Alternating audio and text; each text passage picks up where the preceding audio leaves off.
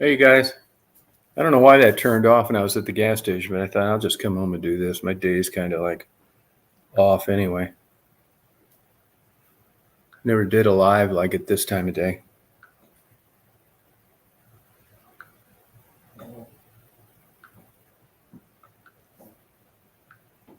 Anybody out there?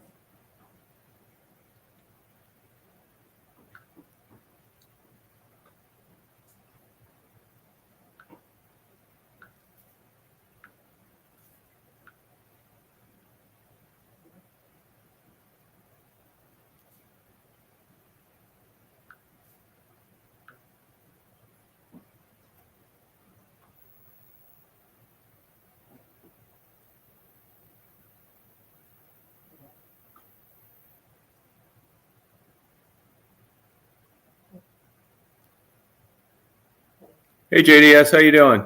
How's it going? You want to come up? You want to come up on a panel and talk? I never do lives like at this time of the day. But today I did because it cut off for some reason while I was at the gas station, and I was coming home, and that would only been like another minute talking. So I thought, what the hell did that? I'll just do them when I get home. I never do them at this time of day, but I thought I could do one later tonight if people wanted to. I'm kind of as I've been telling people all day today in emails and text, kind of at a crossroads in a lot of things. Click on that link, JDS.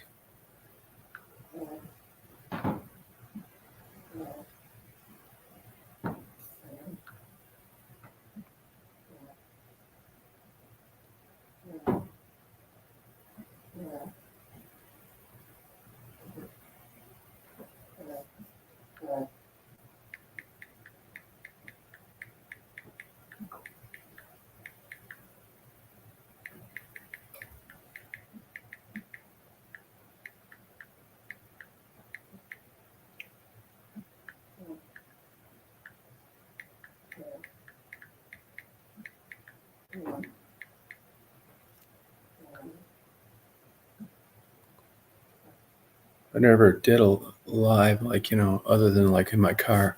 I don't know if I don't think they send out notices. So, hey, Stephanie, how you doing? How's it going? I was up doing a live at the gas station. Then I came back and it was off. And I knew I'd be getting home soon. So I thought maybe I'll just do one now. Not good. Didn't go good. I think I'm not going to get anything.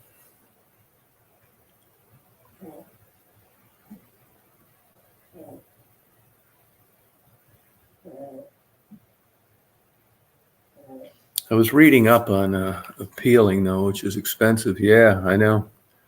These judges have discretion down there, which works both ways. I'm debating now whether I don't get a final ruling till next Friday.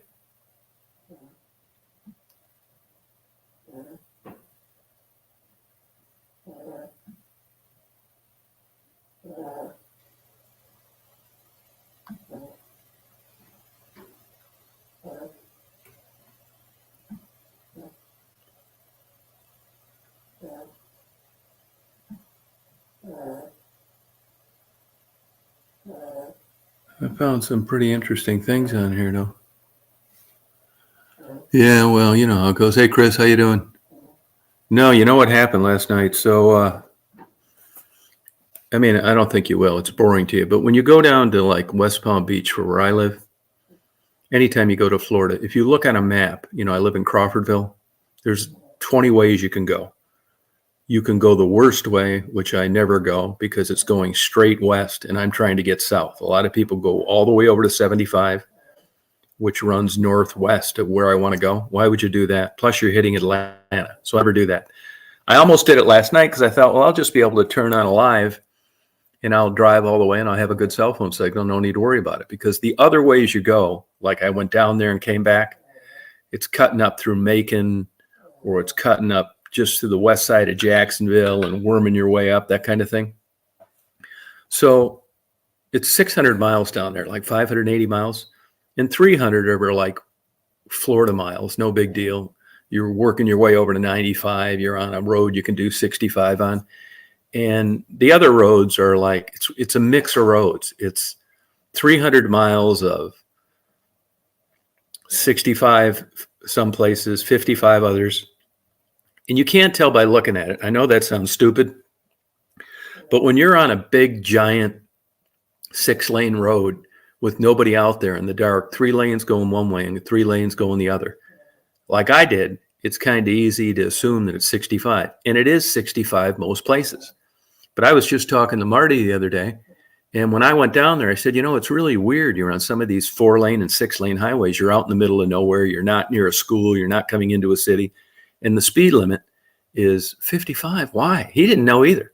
So anyway, I'm coming back one of my ways last night.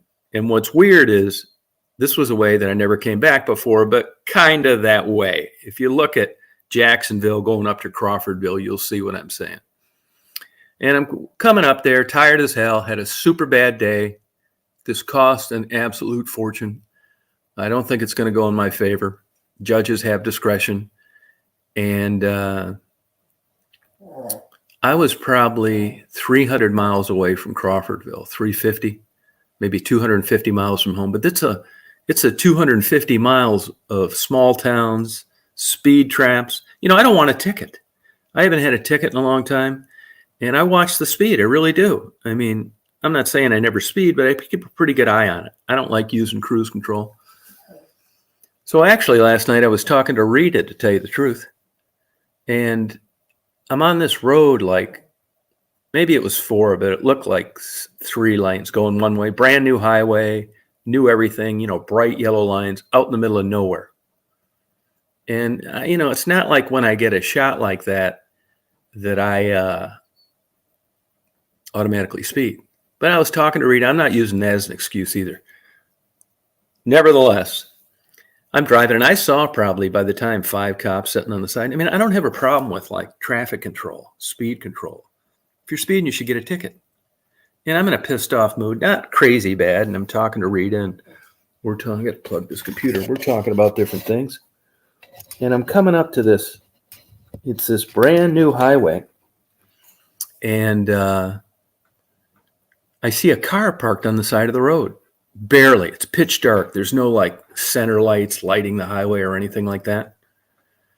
And as I'm approaching it, I see the parking lights come on. It's like, fuck, man, I bet this is a goddamn cop. And of course, the second after that, the overhead lights went on. This guy had a super cool cop car, brand new. All these lights go on. And at that second, I looked down at my speedometer and I was doing 74. And it's like, fuck, man. And then just as I happened to glance down at my GPS, I had it sitting on the console. I see where it shows, it doesn't show it always, but it shows you the speed where you're at in the GPS. It says 55. Now, I'm not going to say where this happened, because what'll happen is you'll get a lot of these stalkers that never talk, that just go on and try and cause me trouble. They'll call this police department and say, hey, you need to fire this guy. It's Tom Reed. He's a kook. He drives around, speeds, brags about it, talking on his phone, shouldn't be, this kind of shit. That cop should be fired. And they'll find out who it was and say, hey, did you do this? And we just had, 5 people call in today. Say you should have broke a ticket off in this guy's ass. He's a big yoo-hoo jack off. So I'm not telling you where it happened. So anyway, I turn my interior dome light on, roll down the window, and I put both my hands out near the side view mirror so you can see your hands. You know how it is nowadays, right? And this guy, he walks up to my car and he says, you're good. You know, you can put your hands down. So I put my hands down. It's like, hey, man, I'm going to tell you right off the bat, I had a bad day today. It's not your problem. I'm making my way back to Crawfordville. I am going to switch my driver's license, but I haven't yet because I didn't have my Michigan birth certificate when I went to do it. So I just renewed it in Michigan, and then I'll renew it here once I have a physical address. Mail down here has been. I said, I'm not going to bore you with the details, and I'm going to tell you right off the bat, I'm not going to be one of these guys on YouTube that, you know, I have the right to travel these roads. Your radar is full of shit. You know, don't you have anything better to do? Just give me the fucking ticket. If I was speeding, give me the ticket. None of this bullshit. As a matter of fact, I appreciate you keeping an eye on this. You're doing your job. And in this day and age, that seems hard to get anybody to do. You're doing what you're supposed to. Just give me the fucking ticket. And I hand him my driver's license. And he said, well, okay. He said, you know, you had a bad day. I've had bad days. He's nice. He's like a really nice guy. And he walks back to the car, and it's like 10 minutes, and I think I am fucked, man. I think I'm going to get like 10 over. And, you know, which isn't bad in 29 over. 29 over, what's that, like 5 points, $400, some shit like that? And I've already had a crap day. And I'm thinking to myself, I knew I shouldn't have drove this at night, you know, but I've done it before, no problem. I just fuck. And it's like I said, as soon as those lights came on, I looked down, 70 fucking 4, almost 20 miles an hour over. So about 10 minutes, I was like there 10 minutes. Rita can tell you, because I said, I'll call you back. I'm getting a ticket. You know, I was on speakerphone. And I'm waiting. It's like, fuck, man. I'm already starting to try and like, I don't want to be on my phone. Because you can actually, you know, you can get a ticket for being pulled over to the side of the road, looking at your phone in these states now. Michigan just switched over at the end of June. Yeah, I'm thinking, motherfucker, man. So I'm pissed, but not too pissed, because it's been such a shitty day that what's the fucking ticket? Why not? This makes sense. You know, why would anything be different? And he walks up to my car and he says, Tom, he said, you know, Southern drawl. This is like Smokey and the Bandit. I'm not shitting you. You know, those kind of like big hats like Florida State Troopers wear. He says, Tom, you had a bad day today. Here's your license. I said, oh, thank you. Appreciate it, man. I said, where's the ticket? He said, you're not getting a ticket. I said, you get it. I almost started crying. I said, you got to be kidding me. He said, no, you're not getting a ticket. What I do want you to do, though, is I want you to please slow down. And I'm going to tell you, there's a guy 25 miles west of here, and it drops down to 35. And if you're going 3 miles an hour over, you're going to get pulled over. So watch out. I said, man, I can't believe this, man. This seems like a religious moment. I said, you got to be kidding. I said, I can't believe this. I said, this was a whopper too. 29 or 20 over. What was I doing? 55, 60? Yeah. 19 over. I'm sorry. I said 29, 19 over. And he said, yeah, no problem, sir. He said, you were a nice guy, treated me with respect. Oh, count my lucky stars. That's right. And as I'm getting ready to roll up the window, he said, now be careful now on that down the road now. You'll be going through this again. I doubt they're going to let you go. I could not believe it, man. Like the nicest guy, man. Yeah, so I got out of that. But regarding my divorce, I think I'm done. I think I'm going down on this. Here's the problem is Florida judges have discretion. And I had a judge. I'm not going to give her a name now. I'll give it later. But once again, I've had this happen before. As a matter of fact, this happened to me in Taylor, Michigan. Do you guys remember when I got that ticket for Daisy on my lap? Well, first of all, it's not illegal to have a dog on your lap. Secondly, even the state police admitted by the video that I got that there was no driving infraction. I wasn't speeding. I wasn't weaving over the road, nothing. On top of that, I was in an Astro van with the biggest windshield in the world. But this asshole state trooper gives me a ticket anyway. If you look it up, it's Michigan State Trooper. Those dumbasses actually sent me video of him inside his patrol car texting when it was illegal, and I uploaded it on YouTube. But anyway, I'm thinking that I'm going to go in, show my video. Didn't get a ticket for anything. It's not illegal to have a dog on your lap. And I'm feeling really good about this. So what I think happened, I hate to give these stalkers any credit, but I think what they did, because they were threatening to do this already, and that's why I'm not giving you the names of the things now. I mean, you could figure it out anyway, but I'm not going to make it easy for you. You're going to have to look around and try and figure it out.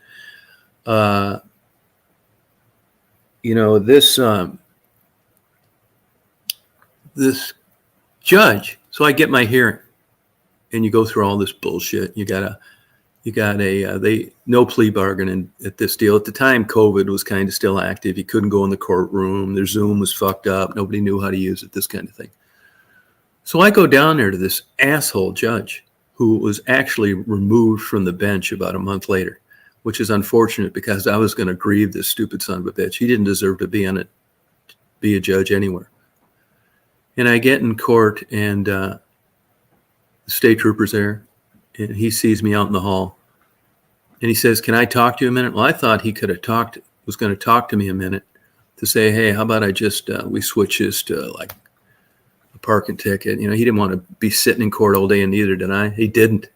He just wanted to make sure that was me. If I'd have known that, I'd have told him to fuck off. Whispered it to him. He was a dick, man. So my court case gets called up. I got all this bullshit. I got pictures inside the window. I've got the dimensions of the window. I've got the videotape that shows that there's no driving infraction. And I've got the law that states that it's not illegal to have a dog in your lap. Wasn't blocking anything. I pulled right over. All the video shows this. I couldn't have felt more comfortable. And you can see this judge, and I think a bunch of people wrote letters to this guy and said, this guy's crazy. All he does is talk and drive. He's got a bottle of beer in one hand. He's steering with his penis. In the right hand, he's got a video camera. Why he hasn't run over, 3 kids at the bus stop yet is a miracle. Shit like that. I mean, these stalkers, they really get off. It's just like a straight guy watching a porno movie. These guys get turned on by causing trouble. And of course, you know what you like, and you get good at doing it. And they write these letters. Most of them that I've come across through Freedom of Information Act are poorly written. But once in a while, you'll get a stalker that's not stupid. And they'll send a letter like they did to this guy. Or he just had a bad day, didn't like me, read the letters, and thought, I'm going to sock it to this motherfucker. Well, actually, judges shouldn't be reading letters from anybody, which is why I'm disappointed I never got a chance to grieve him. He was just too big an asshole to not have had something by the time I showed up. We go to court, and, you raise your right hand, and the cop goes up, this day I saw Mr. Reed. I saw a dog on his lap. He didn't lie. He didn't say anything. I'm glad. I wish he would have, because he'd have been lying. I could have refuted that with videotape. I had a little recorder with me to show the judge, pictures, measurements, all this shit. I didn't want a fucking ticket. And we're talking, the judge says, well, Mr. Reed, yeah, he's nice at first. And I said, well, yeah, I was driving down the road. I had a dog on my lap. I said, I've had a dog on my lap for 40 years. If it's busy traffic, the dog's not on my lap. And it's not illegal to have a dog on the lap. I've got a videotape and I've got measurements. Nothing was blocked. I pulled right over, which meant that I could see out the mirrors, unless I've got eyes in the back of my head. I've got, curtains in the back of the van. So I saw him out the side view mirror, presumably the mirror he didn't think I could see out of, which is why he wrote the ticket. And this judge says to me, I don't think dogs should be on people's lap while they're driving. It's like, okay, I thought to myself, I don't really care what you think. It's not illegal. You might not like it, but hey, judge, you know what? You're not a legislator. You're a judge. There's no law against it. If I'd have got a ticket for careless driving, crossing the center line, cutting traffic off, now we're talking, but I didn't. I got a dog for being on my lap, and that is not a crime. He said, I don't care if it's not a crime or an infraction either. You shouldn't be doing it. And then you know what he says to me? He says to me, what if the dog needed to go to the bathroom? It's like, what? And this is where I could see it was going. So I said, what if it did? It'll let me know. I went down the road, pulled over, and let the dog out. What do you think? The dog is going to just start going on the bathroom on me because he's on my lap? And this is just nuts. This is crazy. I said, well, if he did, I would have figured it out, and I would have pulled over. He said, well, I just think dogs shouldn't be on laps, and I'm finding you guilty. And he said, if you don't like it, you can appeal it. And I said, well, yeah, don't worry. I'm going to appeal it. No problem. I will appeal it. Well, I'm thinking to myself, I'm down in this kangaroo court down in Taylor, Michigan. And it's just like, holy shit, man. They didn't even know how to do an appeal. So evidently they talk you in. I tried to get them to lower the ticket. They said, screw you. We're not going to do it. Yeah, where it's not illegal, lady.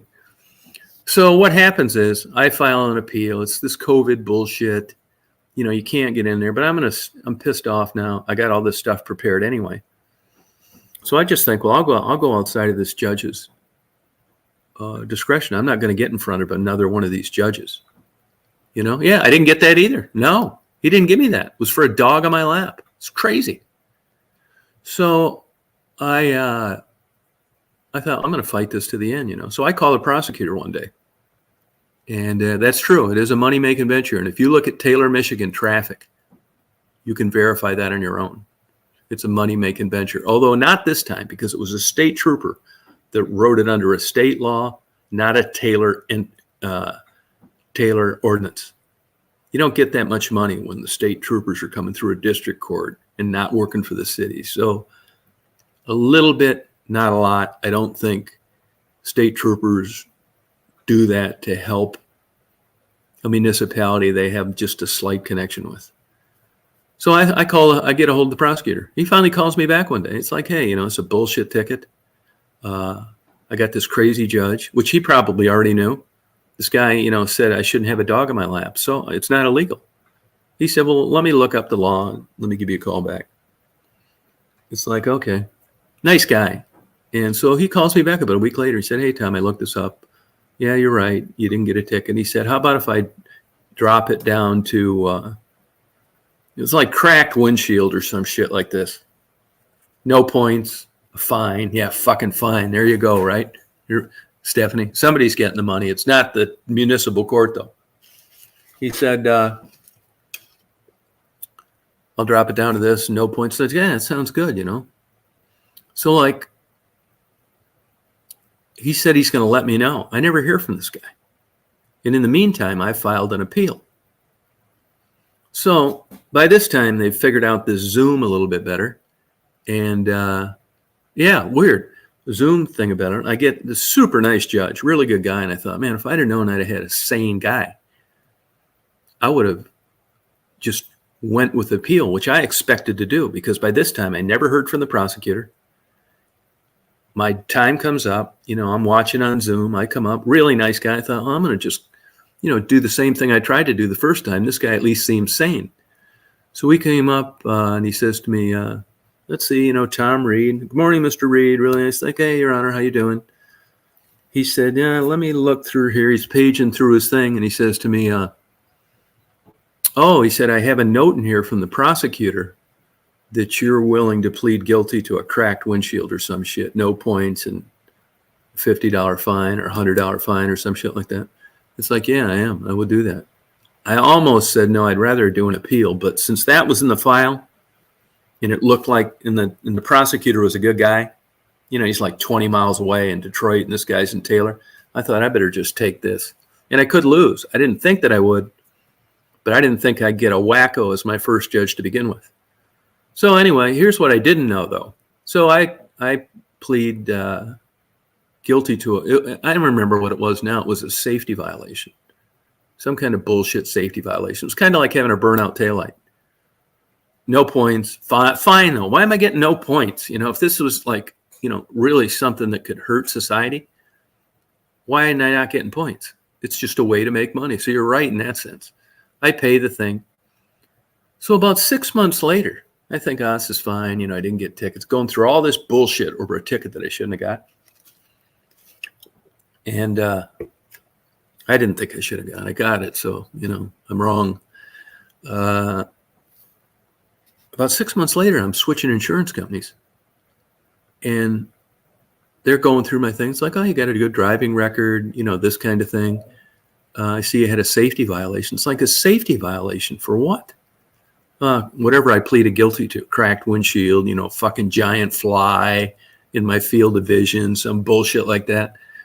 It's like, oh yeah, I do. She said, it's not any points or anything. I said, well, I want to ask you, man, you're working for an insurance company. I said, can like a no point safety violation on your record increase your insurance rates? And she said, yes, it can. She said, I don't think you're going to have a problem because you got a good driving record. But yeah, she said, if you've got a couple speeding tickets and a safety violation too, this is all canned in artificial intelligence to create rates. And they do that some places. Some places you won't get a ticket for it. No, not in Michigan. No, I had a dog on the window, but I pled guilty to some shit like that. Maybe it wasn't a cracked windshield. It was like a giant fly in my field of vision. I don't remember what it was, but it was a safety violation regarding vision. Like I had a big like stripper on a pole hanging from my rearview mirror. You don't need a rearview mirror. I had curtains in the back of the van when I had the Astro van. They claims if you get a real asshole cop, he can write you things that obstructs your vision, your velvet dye on the rearview mirror. So, these things happen. The divorce thing, I don't think that worked out too good for me. I think I'm really going to get my ass handed to me. I'm debating today whether I'm going to appeal. It's super expensive to do this, like $30,000 already, $25,000, and appeals even more. And I got my ass handed to me. They have this thing called judicial discretion down there. Florida's a 50-50 equal marital distribution, but these judges have discretion. And I think I really got nailed, No, I know this lady got a ticket for that. Lady Helix.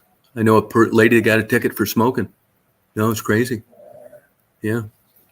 So my judgment isn't coming out a week until Friday. But here, let me just give you a little tidbit of how this bullshit. I mean, hey, Natasha, how you doing? Do you repeat yourself 29 over? Or 29 over? Yeah, no, it was 19 over. I made a mistake, 19 over. Now I got out of it. He didn't give me a ticket. But let me give you an example about this is how you get, when you're in court. I do shoot myself in the foot sometimes. But I'm not a liar, and I'm not taking any great. I have lied before, but I don't do it anymore, other than for things like not hurting somebody's feelings. I may lie to get out of meeting somebody. I do lie for that, and you shouldn't lie. It's true, but I don't, take this tack that you should be brutally honest. I mean, it doesn't get you anywhere. It's rude. If you have a brain, it's your tool to crunch the data and make an informed decision. If some really fat lady came up to me with all her pimples in her face and said to me, hey, Simple Life, and said to me, do you think I'm really super unattractive? I would say, absolutely not. I don't. I think you have a great personality, and I think if somebody met you, I'm not telling somebody that. My wife and I used to get in arguments about, I'd start laughing. She said, what are you thinking? It's like, it's none of your business. She said, no, I'm just curious. It's like, well, you can be curious, but, I'm laughing about something. I don't need to share my private thoughts. So I will lie about stuff like that, but I'm not lying about stuff. Let me give you an example.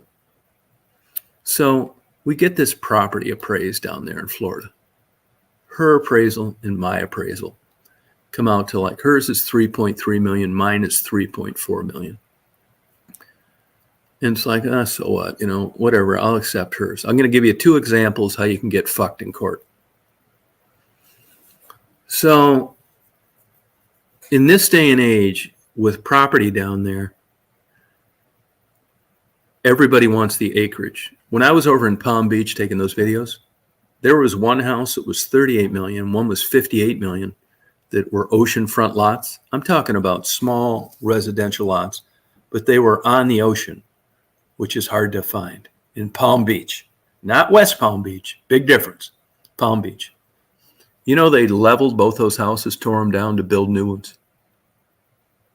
Just trashed brand new, super expensive homes so they could build a bigger, better house.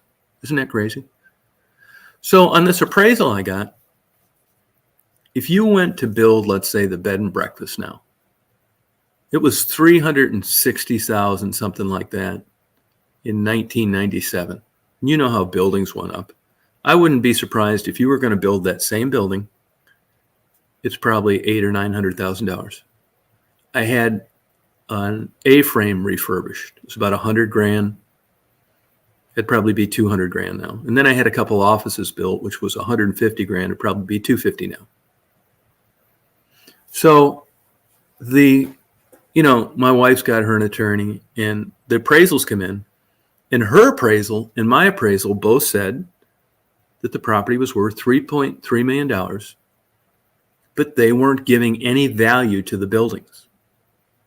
Now, does this seem nuts or what?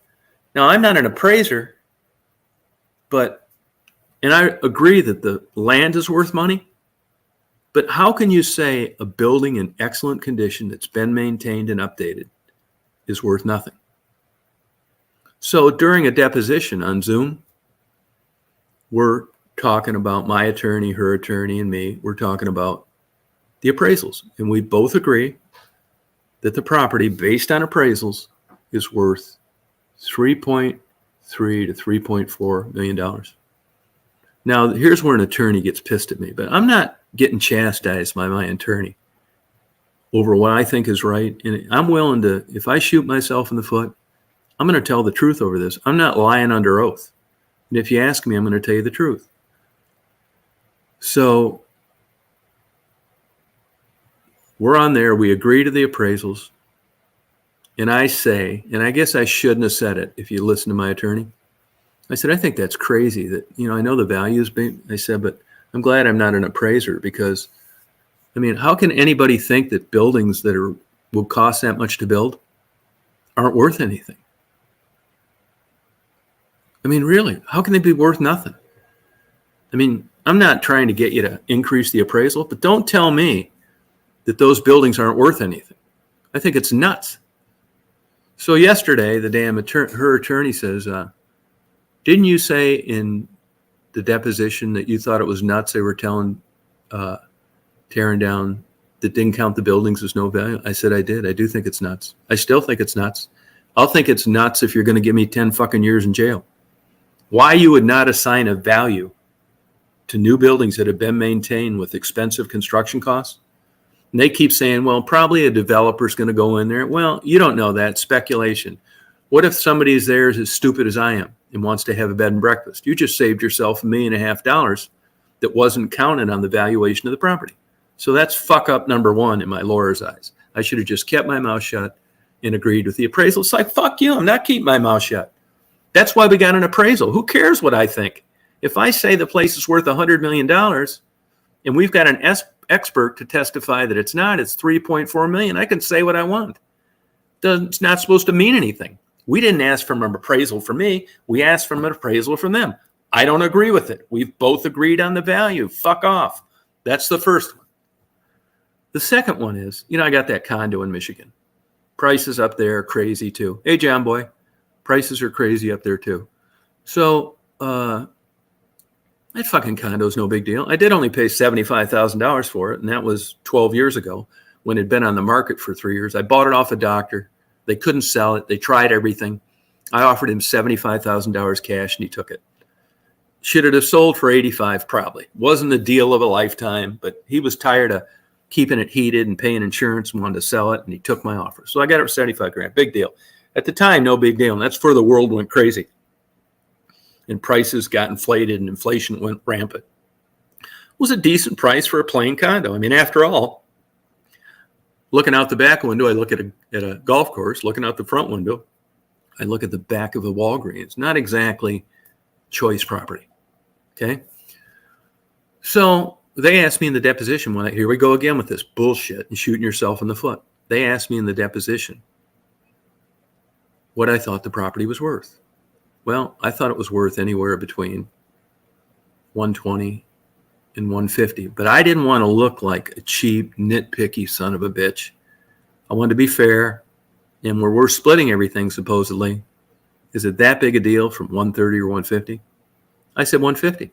So she says to me yesterday, didn't you say you thought it was 150? I did, but who the fuck am I? I'm not an appraiser. I thought that's what it worth. I knew it was on the high side, but I was willing to live with it. Well, I'm going to sell that place. And what do? I got an appraisal. I didn't want to, but I did because nobody knew what to ask for it. The house next door is a couple guys that lovers that sold their place to their boss they work with. And it went down on record as 130 grand. Now, this was nicer than mine. Couple gay guys, really in good shape. And hang on a second, Chris. Really, couple gay guys, really in good shape. And they had a redone kitchen. I mean, expensive shit. But if you go and look at the property records, it's sold for $130,000. Do I think it's bullshit? I do. But I wasn't too worried about it because when you do comps, there's enough examples around there to show that, and you're supposed to write when a property changes hands, that it goes through a realtor. There's ways to answer questions. So if you got half a brain, you realize that 130 looks low. Didn't really give a fuck. Want to get out of there. Got the appraisal. If I was trying to fuck my wife, I would have had big smile on my face and ran around with an appraisal that I showed, hi Rob, $130,000 value on a property that I just thought was $150,000. Once again, what the fuck do I know? Am I an appraiser? No. Didn't want to look like a cheap, greedy dick. So I said 150. That comes into evidence yesterday. Her attorney says, didn't you testify that you thought the property was worth 150? I said, I did. I do. I still do. And she said, yeah. She said, didn't you get an appraisal? I said, I did. She said, what was the appraisal? I said, well, you have a copy of it. You tell me. I'm getting fucking pissed. You know, I've been up since 5 a.m. I'm there at 9:30. She said, well, let me finish. Yeah, let me finish. She says, well, it's 130. I said, it is 130. I said, you know, we just talked about appraisals earlier. I'm not an appraiser. I'm a layperson. That's why I got the fucking appraisal, lady. So I'd have a formal document. Now, this is where I shoot myself in the foot, and you guys will appreciate this. I got a fucking appraisal, and they said it was worth 130. Now, this is where your attorney gets mad at you. She said, do you think that's a low appraisal? I said, I do think it's a low appraisal. I don't know where they got these comps, but there was a sweetheart deal next door, and that's what the appraisal says. What the fuck am I going to do? Ask them to change it? It was 130. She said, but you said it was worth 150. I said, I did say it was worth 150. I still think it's worth 150. It's you attorneys that are getting these fucking appraisals. So the judge like rolls her eyes, you know. And, you know, you're not supposed to talk unless you're asked a question. It's kind of, do you still beat your wife type shit. Those are how the whole fucking proceeding goes. Do you beat your wife? Like, no. Oh, you don't beat her anymore. No. You know, this kind of shit. So I just think I'm going to get this shit in there, whether it's stricken from the record or not. I'm thinking to myself, I'm like controlling myself. I drank a small coffee instead of a triple jumbo 9-shot fucking extra large where I would have attacked anybody if it didn't go my way. I got some common sense. And how long have you had your condo? 12 years. So I said, when you bought it, how much was it? 75. It was 175,000 when you went. 75. Yeah, let me finish. 75. So I said to her attorney, now this is shooting yourself in the foot. I said to her attorney, you have an appraisal for a 140. The judge says she didn't ask you a question. Now I'm thinking to myself, I'm going to get this in no matter what. I said, well, you know what? I said, it was appraised for 130. She says 150. I said, I'll say it. Let's value it as 150. Let's move on. I think it was a low ball thing. I'm not trying to screw anybody. I'm willing to say take the hit on my end. I think it's worth more than 130. The judge says, she didn't ask you any questions. I said, she didn't ask me any questions, but, you know, she keeps making a big deal out of 130 instead of 150, and I'm willing to accept 150. She said, well, wait till somebody asks you. It's like, okay. And she asked me, you think it's worth 150? So I said, I told you that twice already. Yes. But I'm not an appraiser. So it doesn't mean shit. But for negotiation purposes, settlement, nail me with 150, even though I'm only selling it for 130. Holy shit. That's another example. So I just don't, the whole day went like this. The whole day. And like this, you know, if this attorney I had knows that I was doing like a YouTube, I don't care. I'm going to tell them the same thing that I'm telling you. You're not going to bring up and play on a screen to a judge what I said and I've changed my mind. I'm a chronic liar. That's why I don't worry about what I tell people, because the story's the same. Not perfect. You could say I shoot myself in the foot, but I mean, I'm going to go down swinging telling the truth. Yeah. Yeah. So here's what ends up happening. This is what ends up happening. You know, I got lucky selling a business, right? I thought it was $1.3 million. I guess it was a little lower than that, but it was somewhere around there. This was 1990, fall of 92. I got $175,000 down, and I financed the rest over 10 years. I got like $8,000. So it came out to like 125, I thought, but maybe not. It could have been a little lower. It was over $1 million though. So fuck, man, I was just a guy, you know, I was lucky I wasn't delivering papers. You know, I just got lucky, you know, and I'd made really good money for a 10-year period. Paid off our houses, had a couple airplanes, a Corvette, all that fucking bullshit. Life was good. She had a good job as a professional therapist. So here's exactly how it went down. So at the time, I buy this 20 acres for $220,000, and I put $75,000 down, and I redo the A-frame. But the A-frame took forever to do. It was a 20-acre wooded lot at the time. It was country down there. You know, it was just all a bunch of like heavily wooded, like Georgia forest. If you live in a place where it's thick woods, I mean, you're not walking through there very easily. You know, vines and bullshit. And I was fine with it. I mean, 20 acres was like good. I wanted to breed parrots. So I bought the 20 acres. There was a bridge that you accessed the property from that you couldn't use. And I had to access the property through the other side, the neighbors, the road behind me. I'll see you later. All right. See you later. Thanks. Through the neighbors. And I did that for a while. And then the wife was cool, but the dad was kind of like, the husband was they since got divorced. Not that that matters. And it got to where I better get this bridge fixed. Well, about that time, Palm Beach County was, now I want you guys to please listen to this. And I want your honest opinion, whether you think I'm a big asshole or a good guy, because this is important to me. Of course, I'm biased and subjective because it's me. But I want you to listen to this and think if you think this is fair. Because this is what's going to happen to me. It hasn't happened yet. But if you were there, I think you'd feel like I felt. So as it turns out, Palm Beach County is getting real strict on rural property. It's not like out in the boonies anymore where I live now. You don't even need building permits out here, believe it or not. No inspections, nothing. Just start building. Down there, it was getting where they were trying to keep it nice. I mean, if you look at sections of like Kissimmee, places where they haven't enforced code, it looks like shit and the property values are nothing. Palm Beach County, where this property is like some of the highest value real estate in the country now per home. I think the average home in Palm Beach County sells for $550,000. That's the whole place. Well, it was nice there when I got it, but it was pretty hillbilly. Dirt roads. I sued a neighbor because his pigs kept getting out and trashing my land, this kind of shit.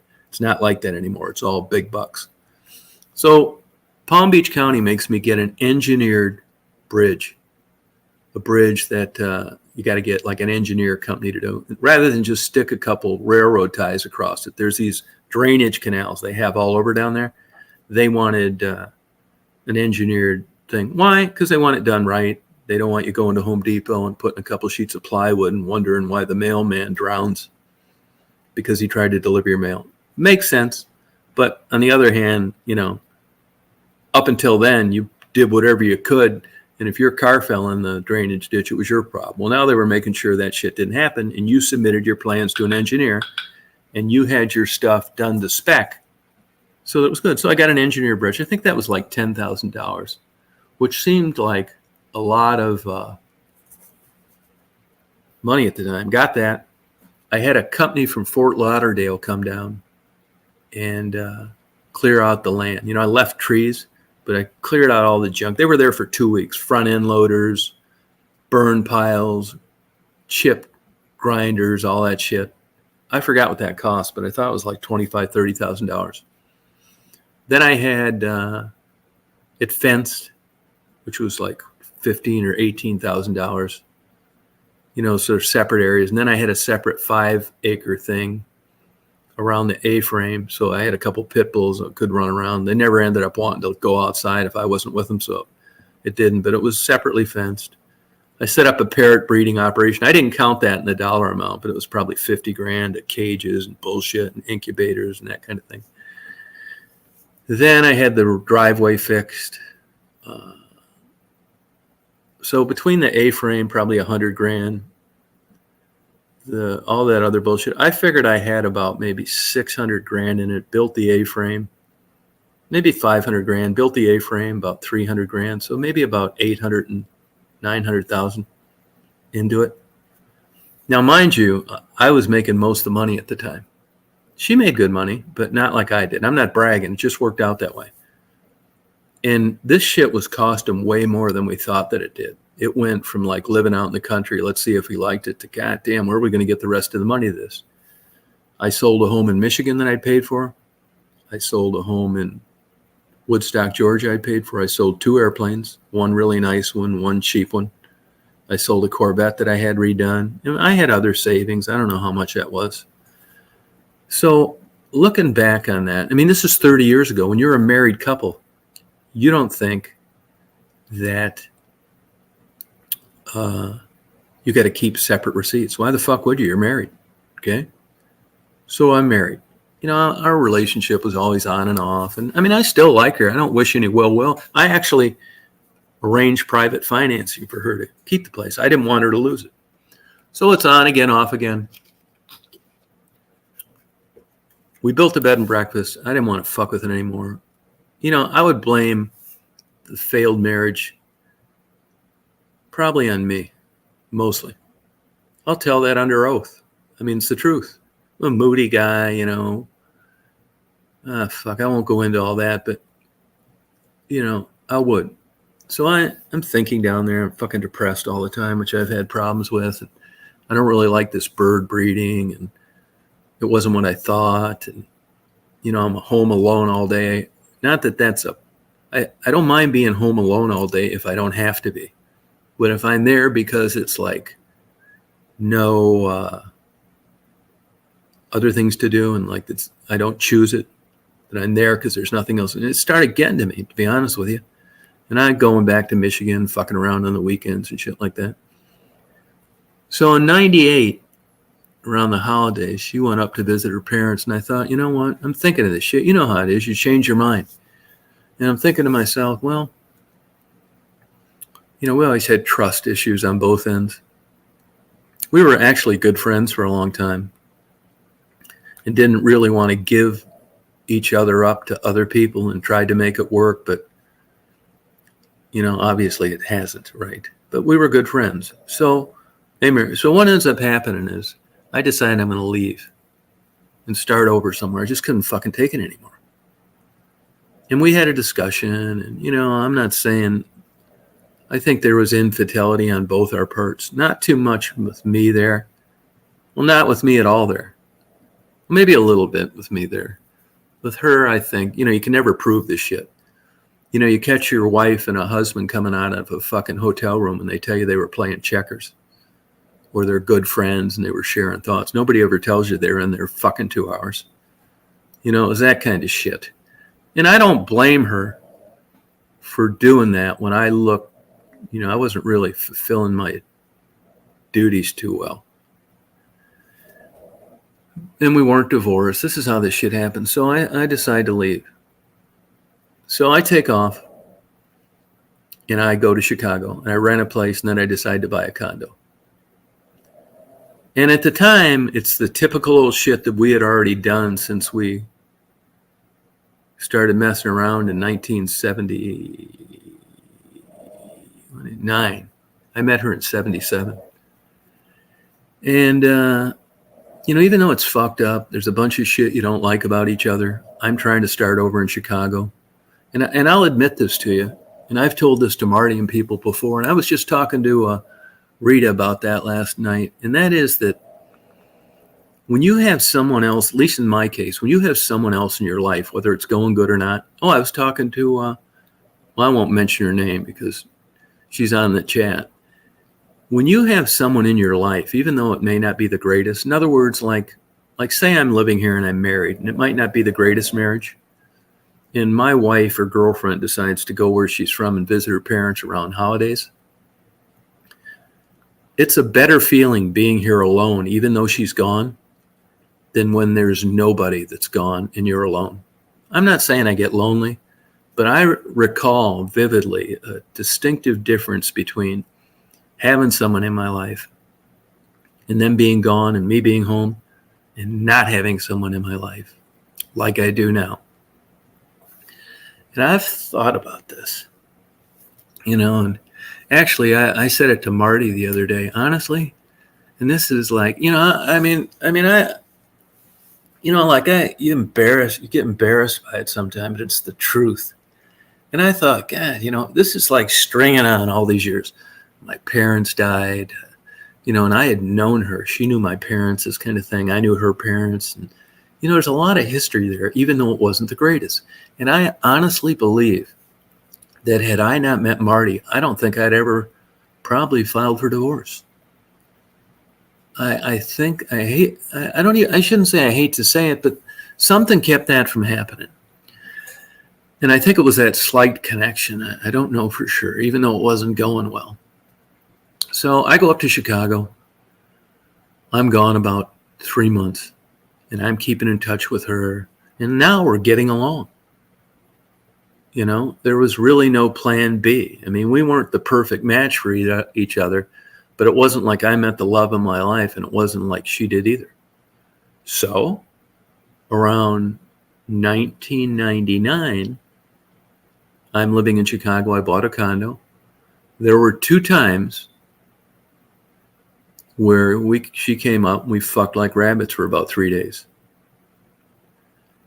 And it was cool. It was great. She went back.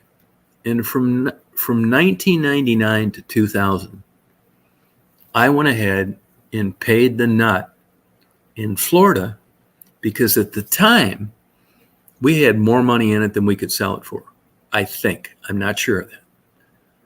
So I said, why don't we put this place up for sale? We did. The real estate guy called me one day. He said, hey, Tom, I think your wife is monkey wrenching. She's never available for showing. She's kind of snippy when I call her. I don't really want to represent you in this property. She said, I don't think she wants to sell. It's like, fuck it then. Okay, well, okay. So he got out of the contract. She's running the bed and breakfast. Now I give her all the credit in the world for running this fucking thing. She's a very nice, everybody loves Sherry. Great personality. And I'll admit to this, another thing that my attorney says I fucked myself, I need to keep my mouth shut. I'm not going to go in there and lie and say that I could have done what she did. You know why? Because I couldn't have. I could not have. No way. It's a fucking ass-kissing job like you can't believe. A bed and breakfast isn't like a hotel. You go in there, you make sure they didn't steal the fucking TV and their pit pull didn't chew a fucking leg off your antique furniture, and that's about it. If they're too loud, you call the police and get them fucking thrown up. Bed and breakfast isn't like that. At least a successful one. You're kissing this fucking ass like you can't believe it. And at the time, that was slowly morphing from lower middle class to upper middle class to lower, like, semi-rich people. I couldn't have done it. So she's running the thing. I send all the money. Around 99, 2000, I said to her, hey, I don't have anything else going on.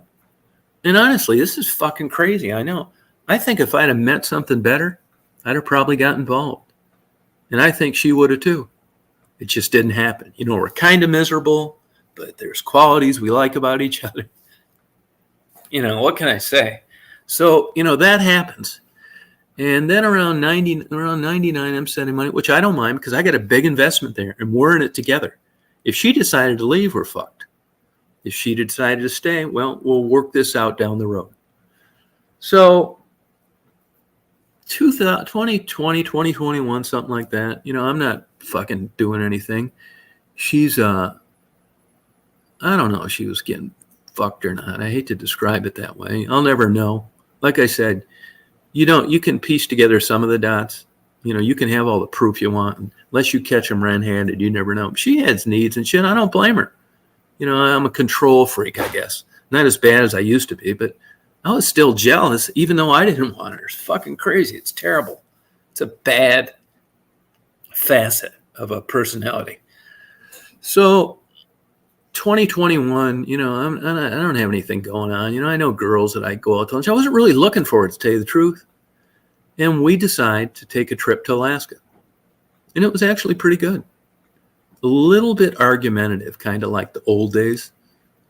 And I can remember thinking, man, I don't want to fucking do this. I just don't think I can live with this person the rest of my life. And I think she felt the same way. It wasn't bad. We had a good time on the trip. So 3 years after I'm gone, 2 years I get back. And finally, she calls me after about right around after the Alaska trip. And this makes sense. And she says, now this is important because this is why I want your opinion. And she says to me, I don't want you sending money anymore. It's like, why? And she said, well, the bed and breakfast is paying for itself and I don't need it.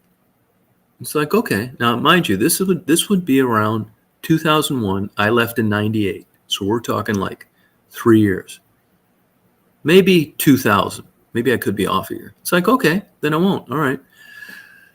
We still keep in touch. Over the years, we've always kept in touch. I sent her oil paintings. And from that time up until around 2007, now you can say this is terrible, and it probably was. I would just show up an ounce down there.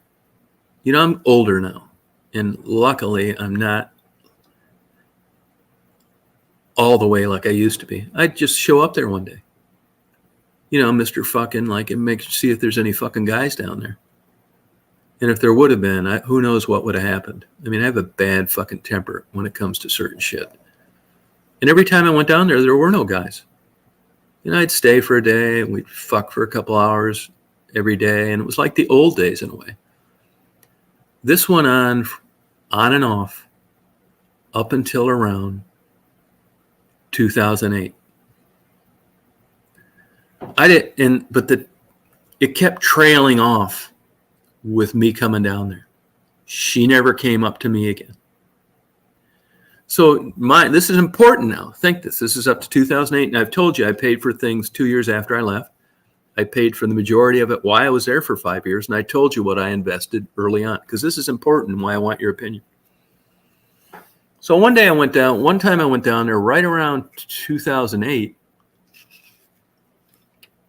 Made a surprise visit, and she's acting like really weird, different. The first thing I think, there's got to be some other motherfucker in the picture. But, I'm not saying I'm some badass or something, but I know now that the worker there probably contacted her and said, hey, your husband's down here. And she contacted her new boyfriend and said, hey, don't you come down here. This motherfucker's crazy. And he probably said, fuck you. We've been dating. This is serious. I'll kick his ass or whatever. And she came home and I'm there and she's acting real fucking weird. You can tell something's really, it looks like you're walking her off to the gallows to be hung. That kind of shit. And I asked her a couple times, what's wrong? She said, no, nothing's wrong. No. She said, how long you staying? This kind of shit. And I never in my whole relationship with her felt that. Now, there's two arguments for this. one, yeah, I guess I did still kind of like her in a way. And two, you are one ignorant, rude, controlling motherfucker. You've been separated this long and you're going down there just popping up. Yeah, and you're right. And I hang my hat on, I own the property. She didn't have exclusive use to it. But I hadn't said anything because she said she didn't want it and it was paying for itself. It was easy. She didn't say send money and I quit doing it. So here's what happens. This is the $50,000 question. Hey, Dave. So around the spring of, around that time, she was dating an older attorney that was retired and tried to sue me for divorce. And we ended up getting it dismissed. So around the spring of like 2008, 2008, there was a girl that was working there that knew of this guy that moved in. A guy moved in at the beginning of 2008, probably there a lot. He used to rent a room from her. That's why I don't find jokes about fucking the gardener funny. It happened to me. Now, we were separated. Should she have been doing that? Yeah. But in the real world, where we're still married and I'm fucking crazy and she doesn't want to totally leave me, this is the kind of shit that happens. So the girl calls me one day and she said, hey, I want to let you know you're really getting fucked. I said, what are you talking about? She said, well, this motherfucker is moving in here full time. And, Sherry's not being truthful with you. I think you're a good guy. And I thought I'd tell you the truth. Now, that's kind of double-edged sword. One, yeah, that's nice of you to do. But two, she didn't like the guy and wanted to try and get his ass kicked under the ruse of being honest and telling a good guy like me I needed to know what was going on. This is how it came undone.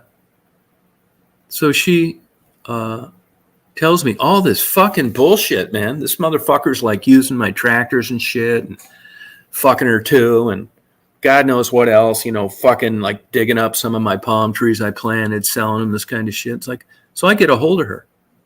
I said, hey, what the fuck are you doing down there? And she said, well, what are you talking about? I said, you know what the fuck I'm talking about. I gave her all this evidence. She said, I don't know what to tell you. I filed for divorce about a week later. Fucking bullshit goes on. I go see a fucking psychiatrist. They say I got to make up my mind. She's entitled to deliver. I get fucking convinced, which is probably true. I mean, I have my flaws. I get convinced that, I need to just back the fuck off, let her live her life and try and move on with mine. Yeah, I had a fucking hard time doing it. I don't anymore. And if nothing comes out of this divorce, I'll probably never talk to her again, which is a little sad, but that's the way it's going to go. So this motherfucker moves in. He's living there. Before you know it, you check the fucking comments on the bed and breakfast, and they kind of think they're a married couple. I mean, is that a big deal? Probably not. You can call it whatever you want. Now, mind you, I haven't been sending money for a while anyway because she didn't want it anymore. As it turns out, in her deposition, she said I was micromanaging. That's not true. I think what really happened, she was fucking that older attorney the first time she filed. That's why. I think that's what's happened. So I filed. We realized that the property is going to maybe get split in one of these Florida divorces. She doesn't want to lose it, and she's done a good job running it, and we both have a lot of money in it, so life just kind of goes on. Over the years, the last time I was there was 2008. But over the years, I kept in touch. How you doing? I hadn't seen her ever again since then. I had some oil paintings that I thought would look nice down there. I sent her down there. I kind of like put it behind me as good as I could. So all this time goes by, and her mother had some money. They were real frugal, made good investments. Well, long story short, the mom died a couple years ago. Instead of splitting the estate 2 ways between her and her brother, she split it 4 between her brother and 2 grandchildren. Long story short, she got about $280,000. I didn't know that at the time, but I'm getting to the point where I'm trying to fucking move on. I want my equity out of this property. So I finally called her one day and I said, hey, look, hey, Inflove, I said, hey, look, you know, I know your mom died and you got some money. I mean, I always kind of thought that this is when I would get paid off. What do you think of that? Oh, and also I got insurance through her work through I was 65 until I got Medicare. But I never thought it cost her any extra. She never said a thing about it. And if it did, I'd be willing to pay for it. I thought it was a benefit from where she worked. And occupational therapists are hard to get down there. So it didn't surprise me that it wasn't like a lot of places now where you have to pay for the benefits of the spouse. Anyway, I got that and that kind of shit. And she said, well, I only got like $275,000. Hey, Beth, and I've spent some money and that kind of stuff. It's like, oh, okay. So how much would, she said, I'd like to settle with you. She said, well, what are you looking at? And I said, well, what do you have? You know, I mean, I looked at what I had into that. I looked at the 5 years I paid while I was there. And I looked at the 2 years I paid until you said you didn't need money anymore. And she said, well, I can tell you all I can come up with is about 250 grand. And it's like, well, that's not enough, you know? So time just kind of goes on. And I'm thinking to myself, I'm trying to move on down here. And what I realized, we had a conversation about a year and 3 months ago. And I was talking to her on the phone. And every fucking year since I had never been down there again, it's too much work. Her boyfriend's an alcoholic. She doesn't know what's going to happen. This went on every year. I mean, I knew about the boyfriend now. Cat was out of the bag. Didn't need to worry about me coming down there. And I knew if I went down there, there was a chance I was going to get in a lot of trouble. And the fire had kind of burned out by then. I think it was probably mainly testosterone and hormones.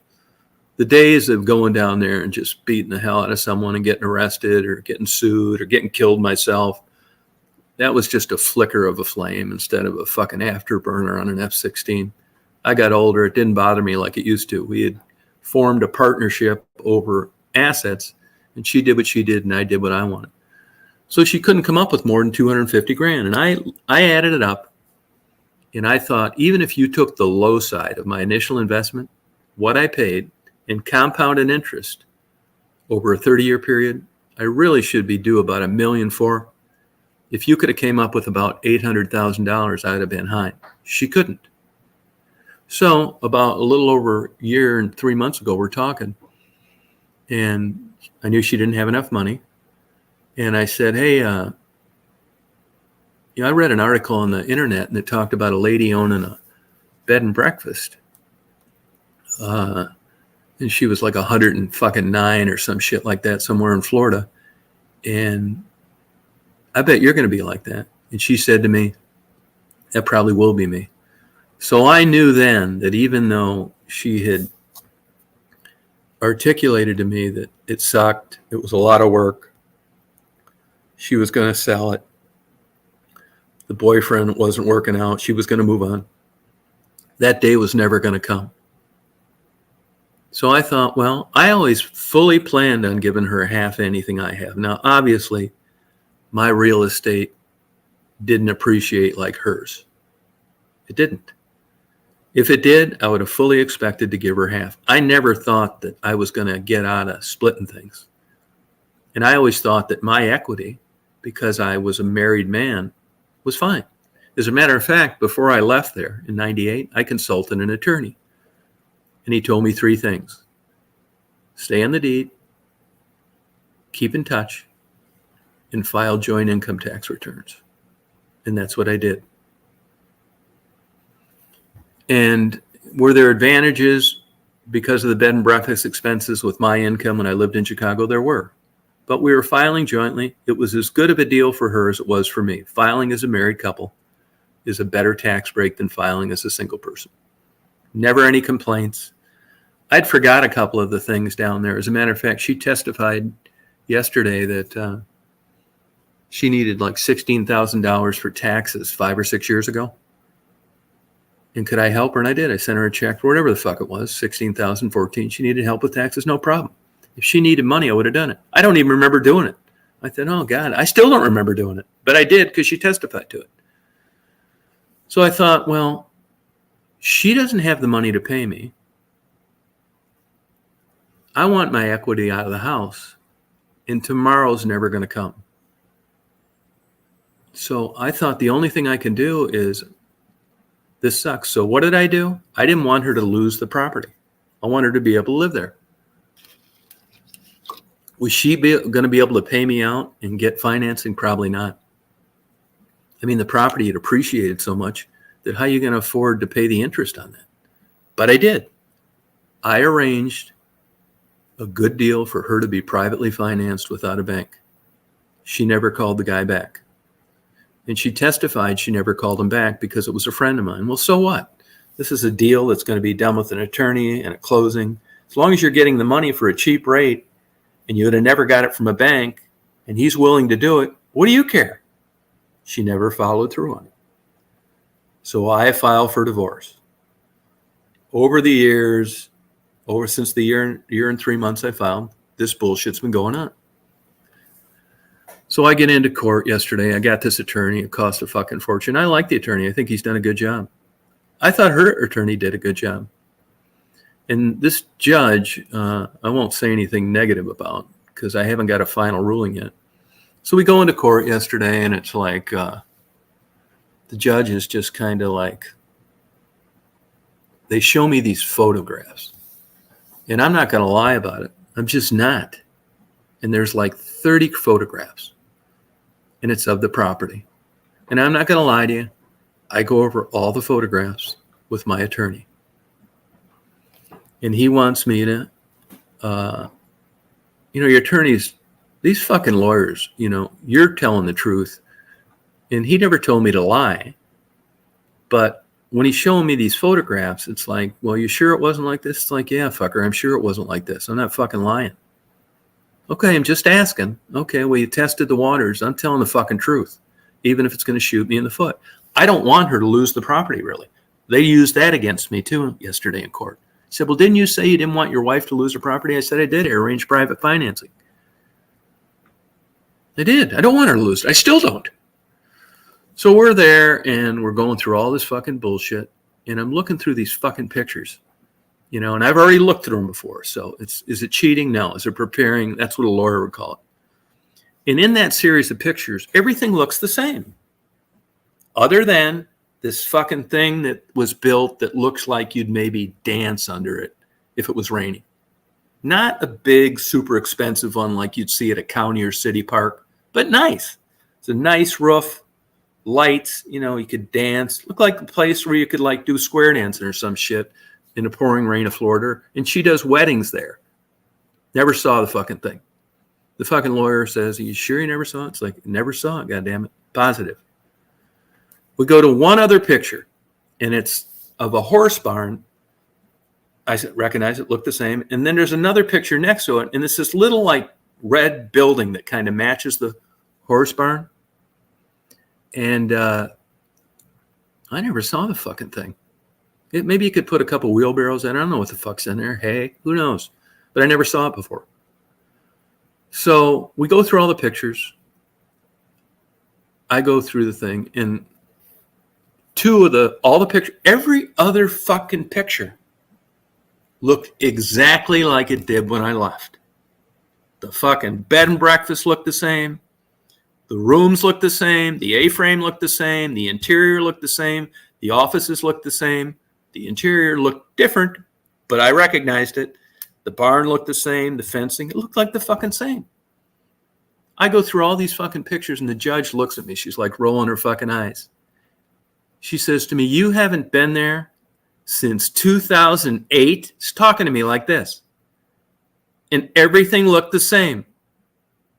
It's like, yeah, everything does look the same. She like smirks. Fucking did. What's the fucking grass a goddamn 1/8 inch taller? Yeah, it looked the fucking same, man. What am I supposed to do? Lie to appease the judge? It's like, no, it looked the fucking same. She like smirks her fucking head. So this is how this shit's starting. And every chance she got, I hadn't been there. And you can get the gist of as things go on. If I wanted to benefit from the super appreciation that mainly occurred where I left, I should have stayed there and done some shit. That's the first thing. You don't get a chance, because it's a no-fault state, to tell the judge that I hadn't been there since 2008, the 15 years she keeps bringing up, because another fucking guy is living there. And out of courtesy, even though I could have showed up any day and not wanting to get in trouble, I didn't fucking go there. That's why. Didn't matter. In this no-fault bullshit,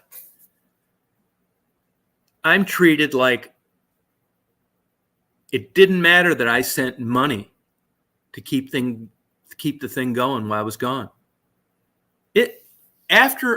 Before the lunch break, I thought to myself, I'd have been better off never sending a dime, and every time I went down there throwing Molotov cocktails through the fucking window. Seriously, I think it would have better outcome. So as this thing's moving on, it's just one thing after another like this. I shouldn't have left. This isn't attack marriage. Who gives a fuck that you took an Alaska cruise? That was fucking decades ago. You guys were intimate after you left for a couple years.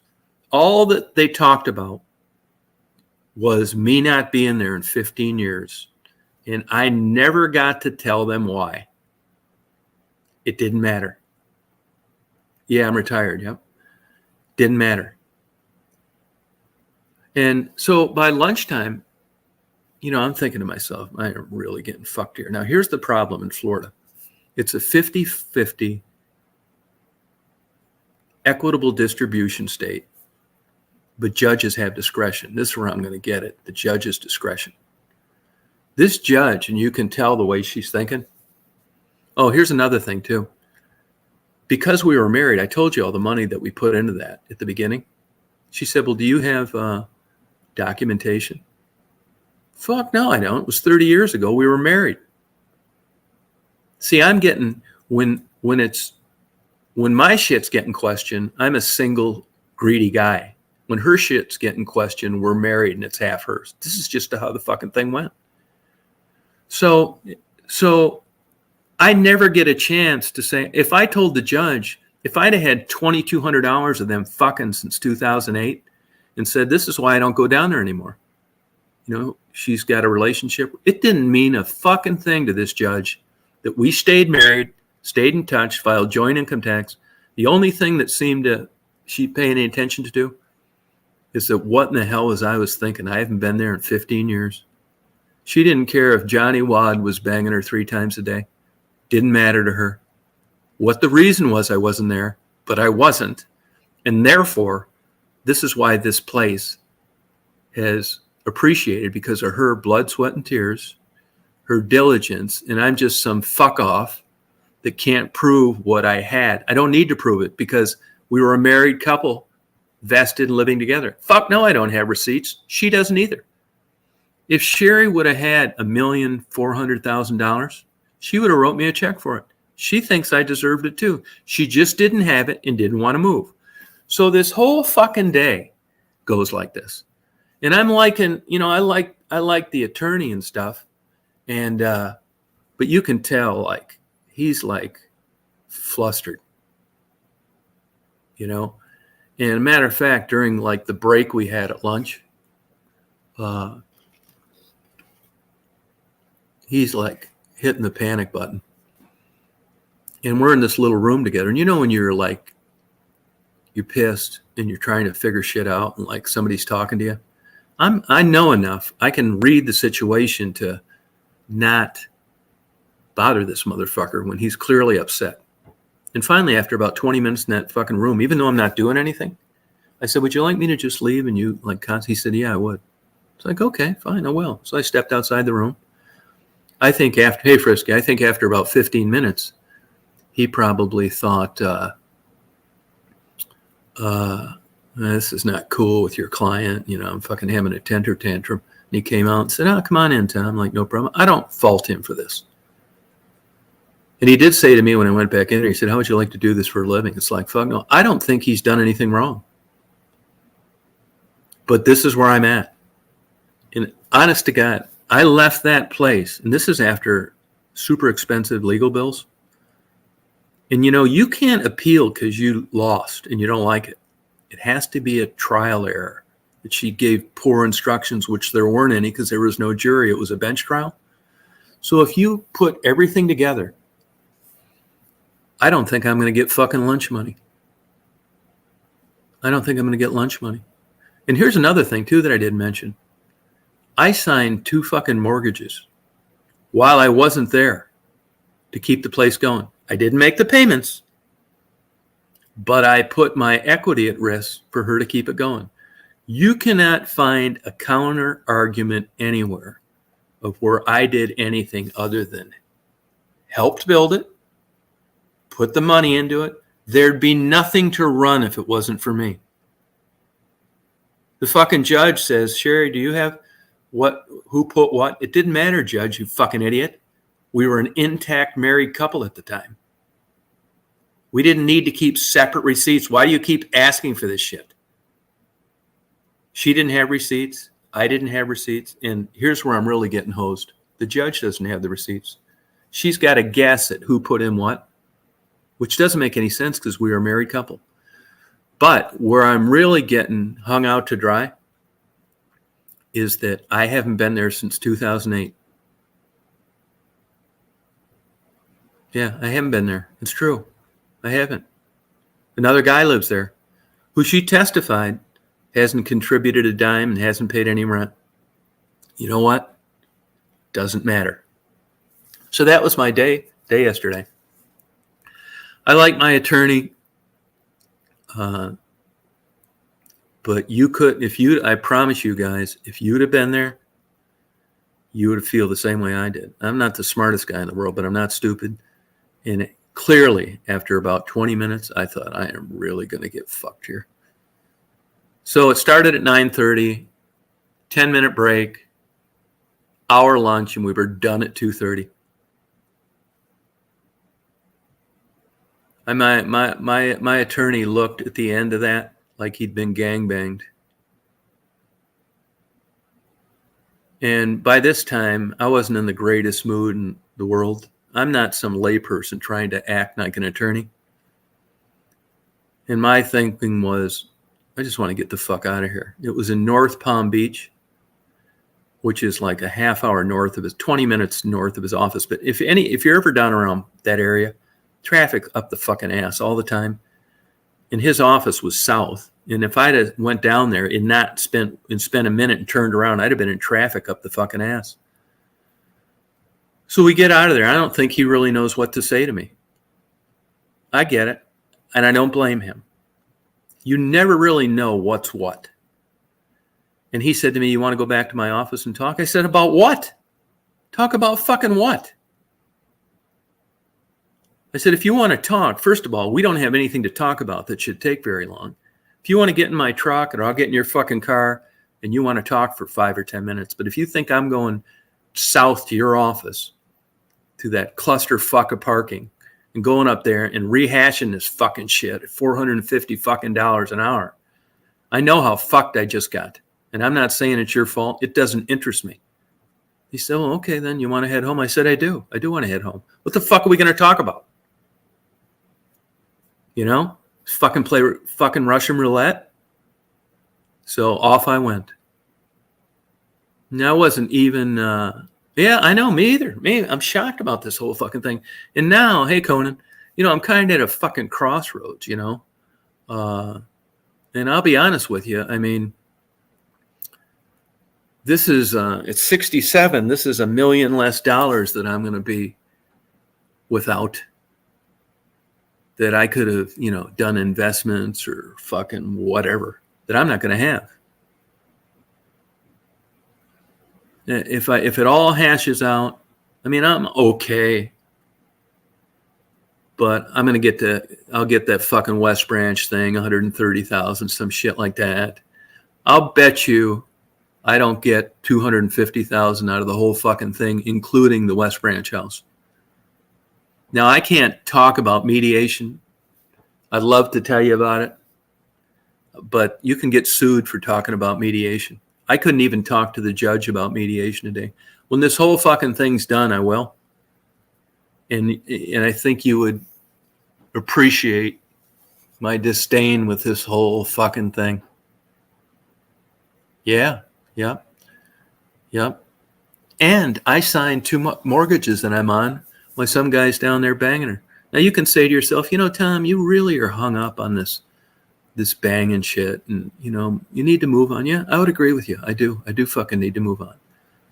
But just like I promised to tell you the truth, I don't think you should have a fucking parade for me. I think it's actually a facet of mental illness. Hey, Julie.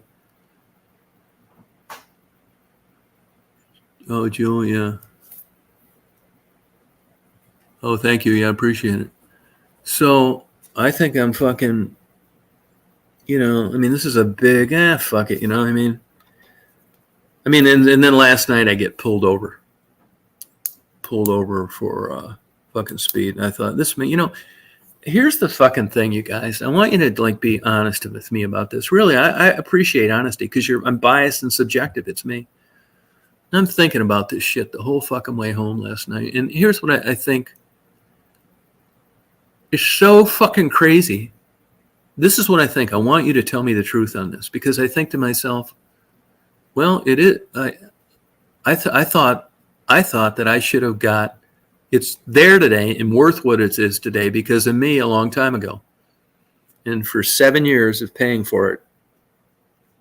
And I'm supposed to get nothing? I thought I should have got my initial investment plus interest. It's worth like $3.4 million now. Now, she did do a lot of sweat equity. I never tried to fuck her out of her half.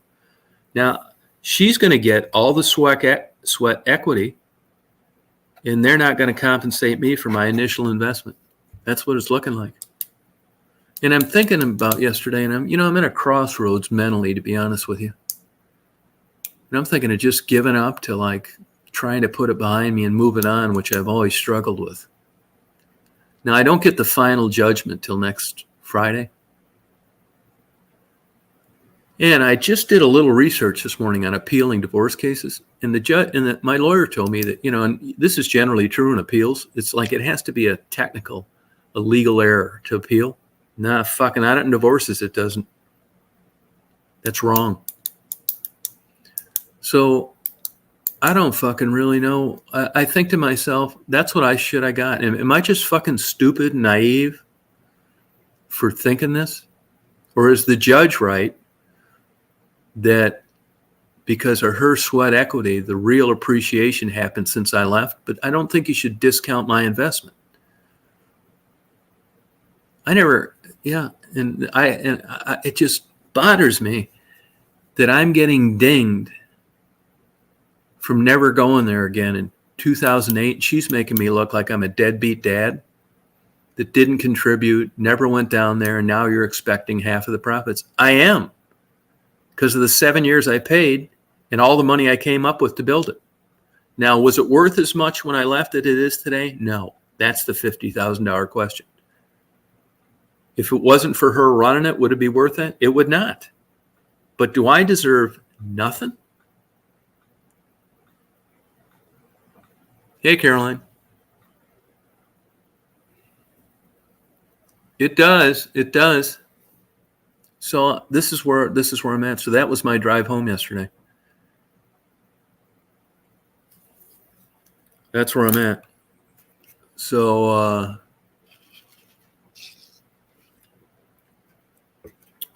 what the fuck, man?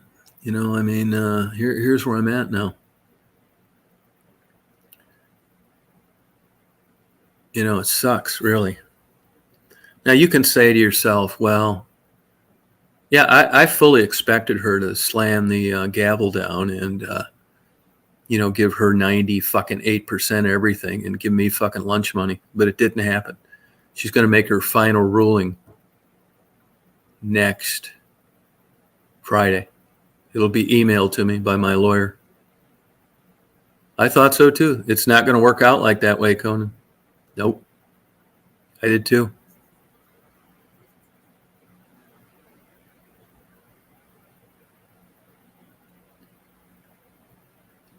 Yeah, that's what everybody says. But you'd have had to been there, Rob, to like, appreciate it. You would have. I mean, I'm not going to candy coat it, man. It was like one thing after another. Yeah, well, here's another fucked up thing too. Oh, thank you. Yeah, but we've been apart a long time. Here's another fucked up thing too. So you go in there from day one. All I wanted was my equity out of the home. I didn't want half or anything. They tried to use that against me too. I said it somewhere. But when you're negotiating and you hired an attorney, he tells you to shut the fuck up, and he says, "Let me do this." And if you're hiring me, let me do what I got to do. I know what I'm doing. And they asked for alimony and all that bullshit. Well, this was all negotiant settlements type fucking shit, which I never thought really mattered that much because she couldn't come up with the money. Either this place got sold or it didn't. So, alimony, I'm fucking joked with my friends about it. It's like, I don't alimony. So, I'm asking for, she makes more than I do, all that shit. Well, this is this legal strategy fucking bullshit where you get it broke off in your ass for telling the truth. So we go into court and, I didn't know if she'd come up with money or something like, the day before trial. Well, fucking 4:30 yesterday or the day before yesterday, you knew that this is it. We're going to trial. So I called the attorney and I said, hey, I want you to drop this fucking alimony shit.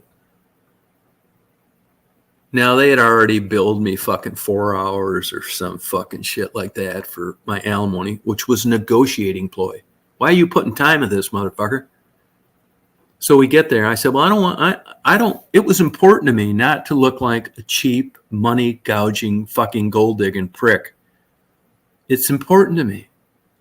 So I called him the day before trial and I said, I don't want to do this alimony thing. He said, well, we already got the paperwork. I said, I don't want to do fucking alimony, goddammit. I'm the client. No, I don't want to go in there and appear like I want fucking alimony. I haven't been down there in fucking forever. I don't want it. I don't want alimony. He said, okay, I'll withdraw it. So that was a big, huge fucking deal in court yesterday. Her attorney, it's like, Mr. Reed, didn't you want alimony?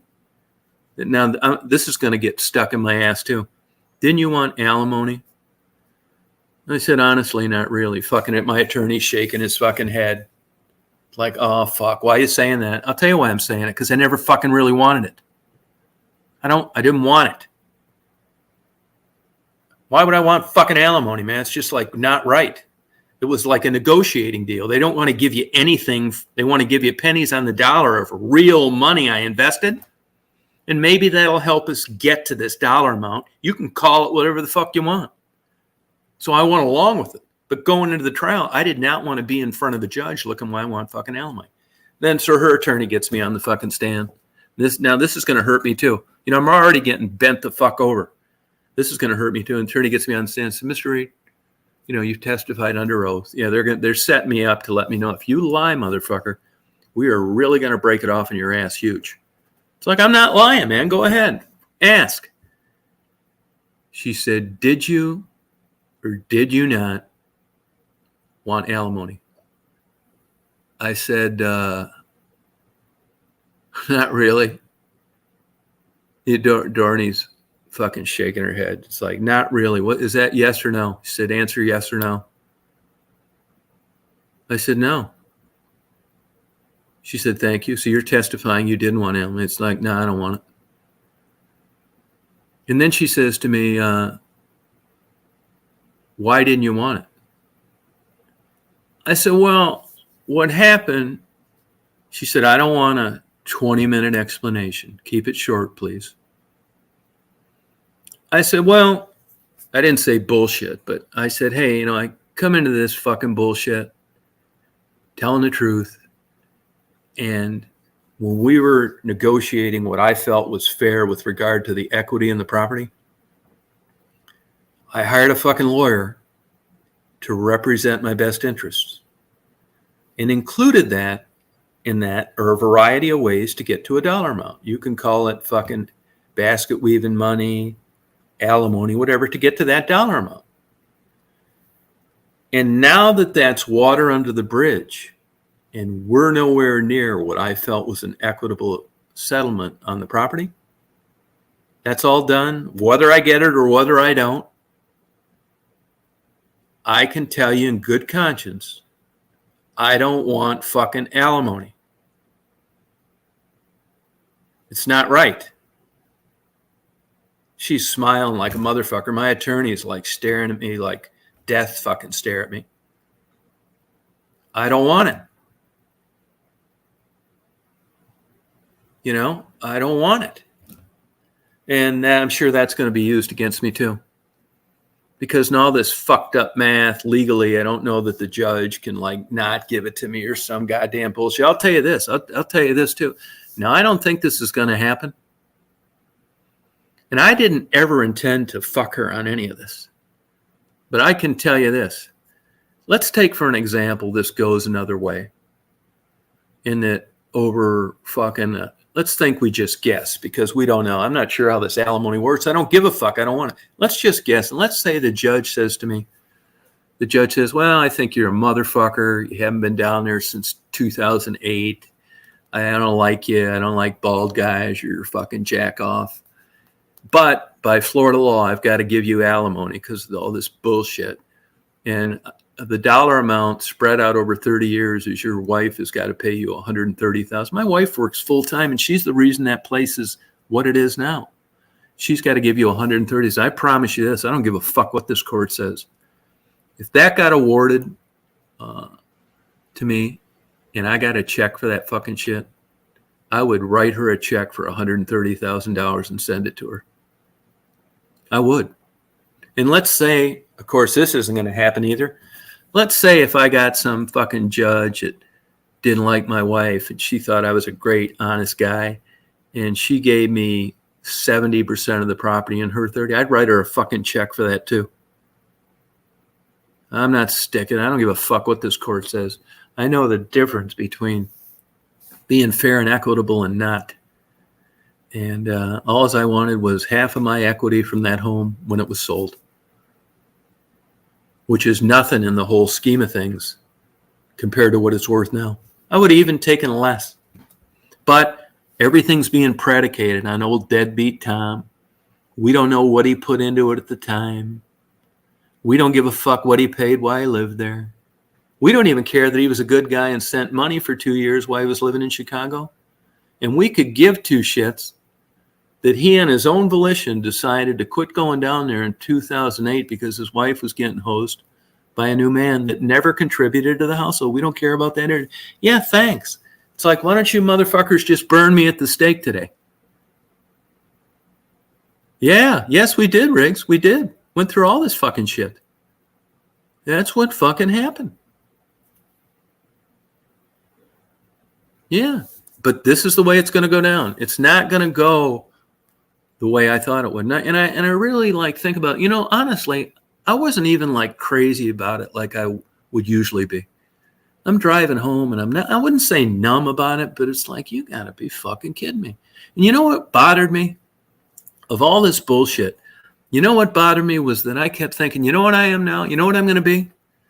I'm going to be one of these old motherfuckers for the rest of my life, wanting to tell anybody that'll listen about how I got fucked in a divorce. I'm going to be one of those now. I'm going to belong to that club. And I'm thinking all this shit driving home, and I'm thinking, God damn it. Should I just like move on? I mean, should I blow my fucking head off?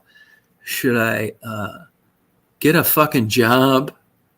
I mean, I have been on hold over this for a long time. And maybe this is just like my shot at true liberation. And maybe if I'd have got that check for $100,400,000, I'd have got fucking HIV from my mail order Taiwanese bride 6 months from now. Life is fucking weird. I mean, if I helped somebody from a burning car, I would be paranoid that I was going to get prostate cancer starting the next day. I know how the world works. I see it every day. The good deeds don't get you anywhere, and that being motherfuckers seem to progress. And I've just really, since my last mental hospital stay, I thought to myself, you know what? I'm going to just be straight, embrace karma, and move forward. I'm just going to fucking do that, because at least I have the solace of knowing that when I get fucked good, it wasn't because of some bullshit that I did wrong. It wasn't like being dishonest or adultery or fucking embezzlement or some fucking shit you're not supposed to do. And I'm like that. I'm like that. Yeah, I mean, it's not fucking fair, but, there's plenty of injustices in the world. This isn't just me, It sucks, but I mean, I could have fucking 4-stage fucking liver cancer, and I don't. So you never really know. It's definitely taken some wind out of my sails. And honestly, I kind of like tip my hat to, I'm probably better off without the money. I'm not saying this would happen, but it just getting into some shit that I wouldn't get into otherwise. I'm not trying to candy coat a disfavorable occurrence. I just really don't know what to think about this, but I'm not as upset. I'm disappointed. I'm not upset. Yeah, I'm disappointed, not upset. And my lifestyle is not going to change at all. The only difference it's going to be is like a less 1 million in my bank account. Yeah, that's really it. I mean, nothing else is going to change. Not going to fuck with my YouTube channel and have the same car, same house, live in the same place. And in a weird, fucked up way, you hear these stories of like people getting divorced, and Marty's like that. He's on his second marriage. They're better friends now than they were when they were married. That's not happening here. It's not. I'm not going to do that. And then why am I not going to do that? That's a good question. Yeah, thank you, Right Light. Nah, I'm therapist out. I don't think I could get anything out of that anymore. I'll figure this out. Yeah, I don't really know what to do about this. I've been on hold. Well, I should say this. I've used this as an excuse to be on hold. It's a real mental flaw. Just kind of been in neutral. Just not really doing shit. Up there fucking around in Michigan for 5 weeks. Hey, by the way, I thought I'd mention this to you guys. I've been on every goddamn antidepressant they've ever made, but I want to tell you this, man. You're going to laugh, but anything I could do to help you, I would. I've always I thought it was, and I do think I struggle with depression, but I'm going to tell you something. You're going to laugh about this. But I always thought that I had fucking allergies and shit. I'm just tired, run down.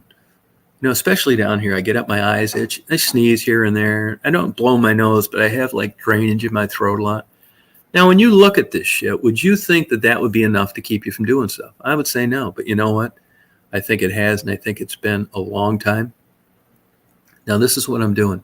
And I'm only mentioning this because if you're lacking energy and fucking Prozac doesn't do shit, and you can't get shit done, and you think you're undisciplined and all this is what's worked for me in a huge, big way. For sure. And it's the non-D, so it doesn't have ephedrine in it.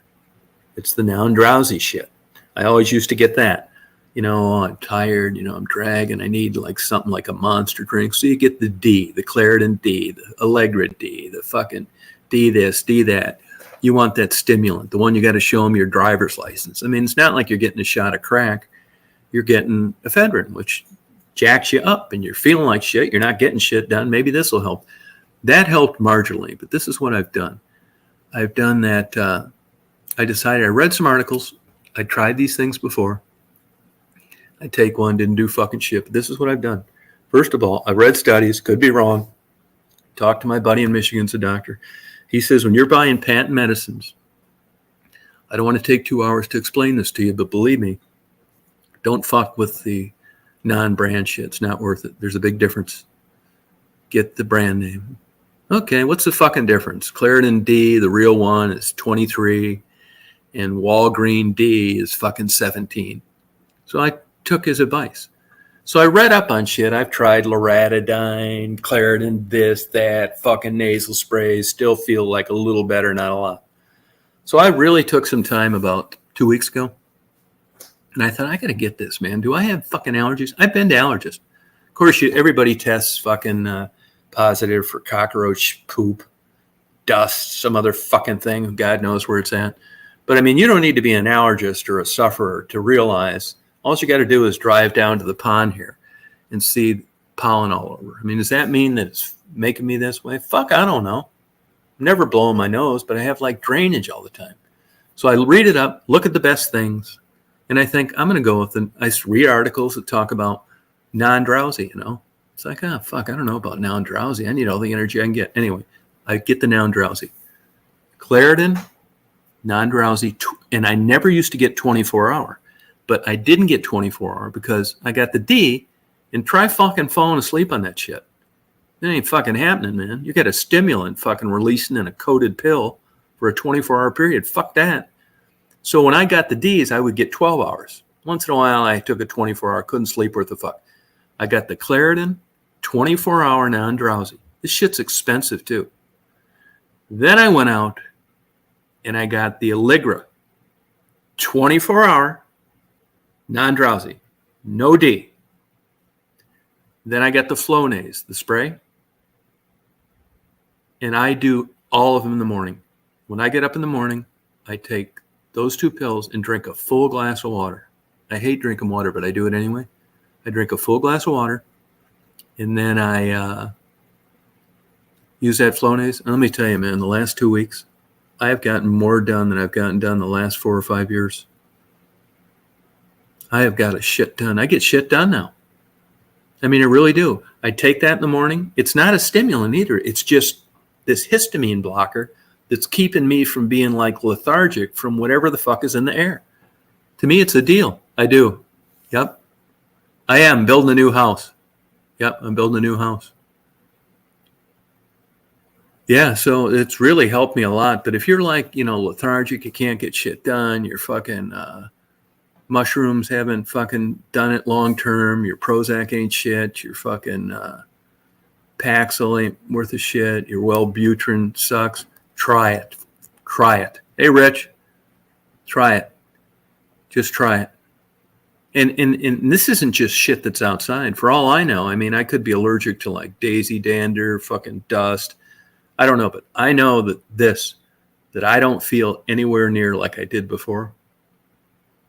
And also, interestingly enough, I think this is why I didn't go fucking crazy in the parking lot at the courthouse yesterday. I get good sleep, slept like a baby last night. I feel energized, and I'm not burning the candle at both ends because of some shit that I didn't know I was suffering from. Yeah, take the Claritin and the Allegra. Don't take the D, and take the 24-hour. Hey, LA, how you doing? So that's where I'm at right now, you guys. I'm, fuck, I don't know, man. You know, I was thinking last night, sometimes I just wish that I'd just fucking get in a head-on crash.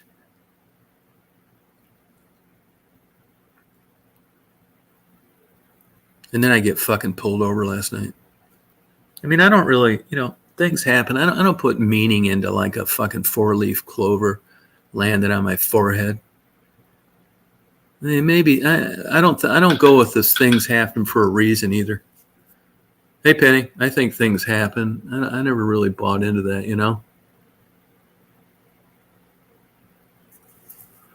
So I don't really know. I'm like, I would feel today like if 10 was good. I feel like, believe it or not, a fucking 8. Oh, thank you. I feel I look like an 8. I feel pretty good, really. But here's what I want to ask you. And I fucking skip around. I think I got ADHD. Hey, J-Mo. There's 1% of me that thinks, like I said, I joke about it all the time. I'm subjective. I'm biased. It's me. It's always me. You know, what I think, I'm biased. But there's 1% of me that thinks I'm just a naive dumbass that doesn't see the trees through the forest sometimes. And maybe this judge is right. And maybe that's the kind of clarity I needed. That because I haven't been there, irregardless of the reason, which of course isn't going to make sense to me, but it makes sense to a judge because she's not involved in it emotionally. Maybe she's fucking right. It's like, hey, all I know, Tom, is that you haven't been there in 15 years. And I've looked at the appreciation since then. It's nothing you did, buddy. Well, it kind of is, Your Honor. Wouldn't be there without me. Does that mean a flying fuck to you? Doesn't seem to. Oh, really, Rich?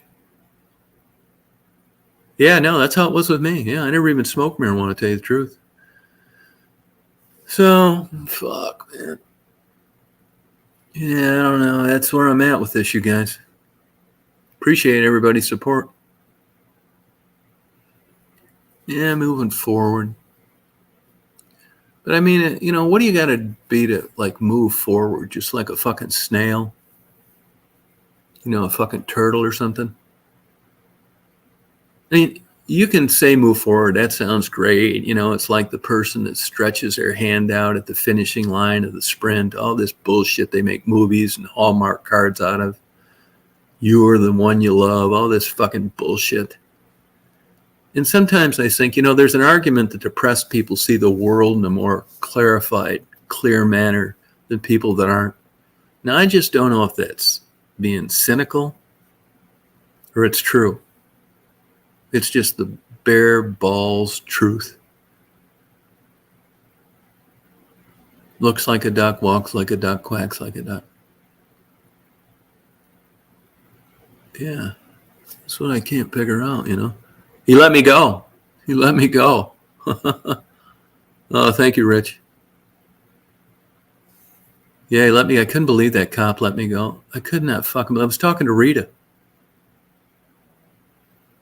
Really, I'm talking to her. It's so fucking fun. Oh, I left out one part too. It's a nice guy, man.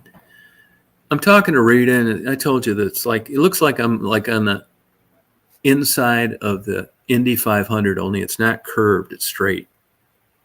Out in the middle of nowhere. I knew when those parking lights came on. And the minute those overhead lights came on, I looked down at my speedometer, 74. It's like, I am fucked.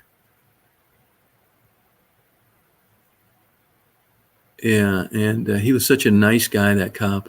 And he listened to my sob story. He let me go, man. Oh, you know what he told me? Too, I forgot, I didn't tell you this part. When he came up, he said to me that, he said, sir, I got you doing 74 and a 55. Do you want to see the accuracy checker of my radar? Has anybody ever heard of this before? He said, do you want to see the accuracy checker of my radar? I said, nah, fuck no, I don't want to see it. No, I believe it was accurate. I said, I believe it was accurate because the minute you turn those lights on, I looked down and my speedometer said 74. How could they both be wrong? Yeah, I said, it's working, man. God damn, I could not fucking believe it, man. I felt like crying at the guy was so nice. That was so fucked, you know? God.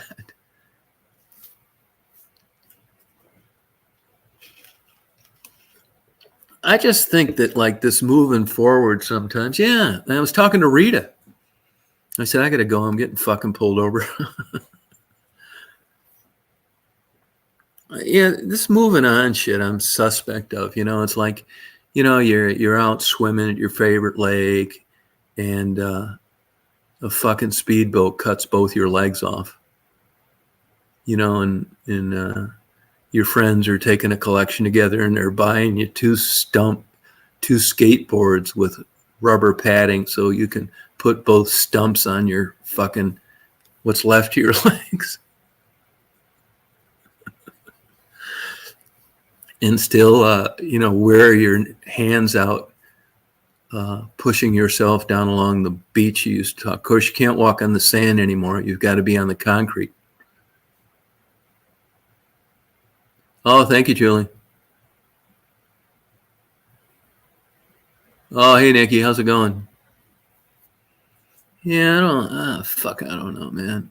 Just some of these fucking stories, man. I'm the guy that wants to, just, there's people like that, and I'm just not convinced it's the thing to do every time. I'm just not convinced it's the thing to do every time. Like, move forward. I mean, there's logic to it. It makes sense, but that's in a non-emotional human mind. It's like something that a computer could do easy. I mean, like I was talking to Rita last night, when you're at a birthday party, you're laughing, you're having fun, you're wishing people a happy birthday. It's a good time. And you're at a funeral, you're crying. These are all normal thoughts. It's like you just can't like take something shitty and bad after reacting to situations your whole life and decide to take the two legs that you're now missing and like move forward. Yeah, I mean, what the fuck? I mean, to me, it seems like kind of like bullshit yourself, Oh, thank you, Nikki. Appreciate it. Yeah, I just that thinking positive, man. I don't know whether that's like, let's say for an example, like that's the way a brain works. You can't tell me that everybody's brain is capable of thinking positive in the same way. You just can't like totally believe it.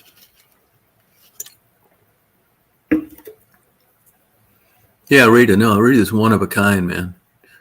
Like X-rated cheers. No, she's a super good person. Yeah, you are too, Simple Life. Really, I've met a handful of people on YouTube that it's been worth the whole thing. Definitely, for sure. I mean, the chances of all the people I've crossed paths with, and to think of some of the relationships I've made through YouTube that couldn't have happened any other way, man. I'm very grateful for it. Yeah, that's what I think it is. I think it's a trick. Yeah. Yeah, no, I agree with Rita. Yeah, really a special person. Yeah. Yeah, she's really very kind. I mean, there's not like, most people, there's something about them you don't like, and you just overlook it because it doesn't fit with your narrative of how you think a person should be. I can't find any of that with Rita. I mean, some people call, you don't answer the phone. I could be like, 1 hour sleep and starving, and I'll answer it when Rita calls. One of those kind of people, I mean, and Rita's the kind that's helping stray cats and dogs when she's got 6 days to live. Well, I do think I have a clean conscience. I do think about that too. I think I do have that.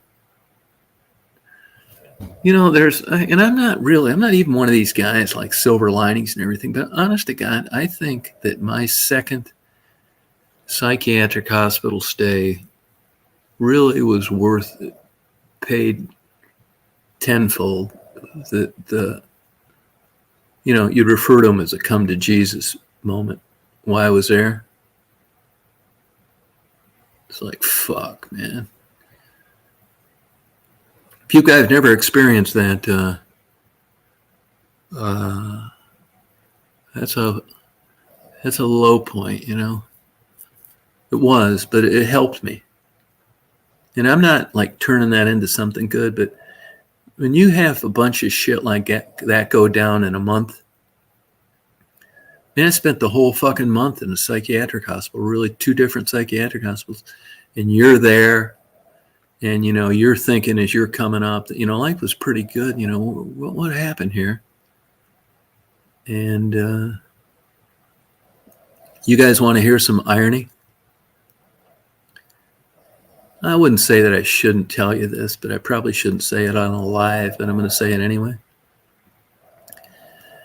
That second time where I got carted off that all came to a head in a conversation with Sherry on the phone over this situation. And that was 6 years ago, June. She's the one that called the police, that looked for me, that ran me off the road, that got me taken away and locked in a psychiatric hospital for 2 weeks. And it was a conversation about this very subject. Who'd have thought it would get worse in a legal procedure?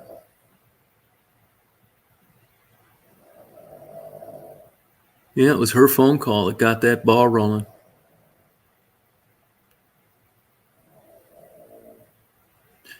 And you get one call to make when you get put in a psychiatric hospital. And my one call was to her at 3 a.m. And I can remember that. I think I would be. I didn't know the difference between suicide ideation and really blowing your brains out. I didn't realize how far apart they are. I got a hold of her at 3 a.m. and I said, "You motherfucker. You have wrecked my goddamn life. Again." And hung up. Thank you. That it was this same subject.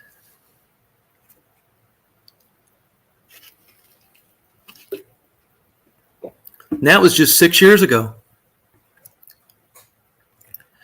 Yeah, you wouldn't think things could be worse. And maybe they're not, but at the moment they seem like they are. God. I mean, really, it's true. You can think like, this is not that bad. It's not. I'm not as upset about it as I would say. I think there were times I could have been like a 1, a 2 over this. I really do. I'm really feeling like not that bad, I tell you.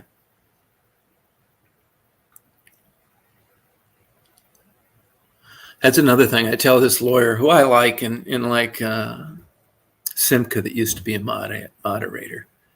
She says that, I've referred to fucking Jews. Well, you guys know me. I refer to it's pejorative. It's not literal. It's like I'll say as fucking women or these fucking Jews, these fucking Catholics. It's not like I mean anything negative by it, So you understand now, my fucking attorney. I told this. I said, what about being in a fucking psychiatric hospital over a conversation over this fucking bullshit 6 years ago? And I'll tell you what the cherry on the top of that goddamn thing. You get like in this situation and, you're thinking of doing some shit like this. And I'm out there in the middle of fucking nowhere and I go on my phone and I look up this fucking bed and breakfast. And I'm thinking of this shit that you guys all know about. But this is how it goes when you're in a major dive. And I'm reading all this bullshit. And it's like, the people that stay there, not that this matters, the people that stay at the place that I've just explained to you, think this guy is her husband. Does that really matter? Not right now where we're talking. It's telling a story, the background. But at that time, under those circumstances, what I know and what I've told you, it's a big fucking deal. I'm thinking of this shit. Already not realizing anything from it. Some other motherfucker staying down there benefit from it. And I'm reading these fucking reviews. I think that Sherry is fucking great. She's a nice person. Never spoke yesterday. Never once made eye contact.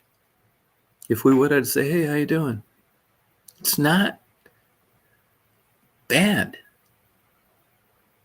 And I'm reading these fucking reviews, thinking of blowing my fucking head off. And I'm reading this one fucking thing after another. Sherry and her husband are so great. Now, in and of itself, there's nothing wrong with that. We supposedly have moved on. I know he's there now. And I'm reading this fucking shit. And I'm thinking, they're happier or happier than I am. They're down there. How can I just get the fuck out of this whole goddamn thing? So it's like 2 a.m. This is how this started. And you're pissed off. You're upset. I think, God damn, And this is completely sober, by the way. And I called her up and it's like, hey, I want to fucking congratulate you on how things are going down there and your new husband. She knew what the fuck I was talking about. She said, well, what can I do for you?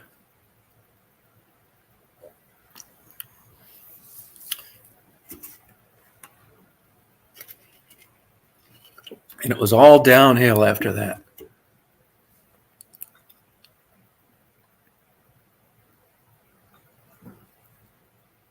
This is like old news now, but I'm actually a lot better than I was then. But, and I don't think I'll feel like that again. I don't.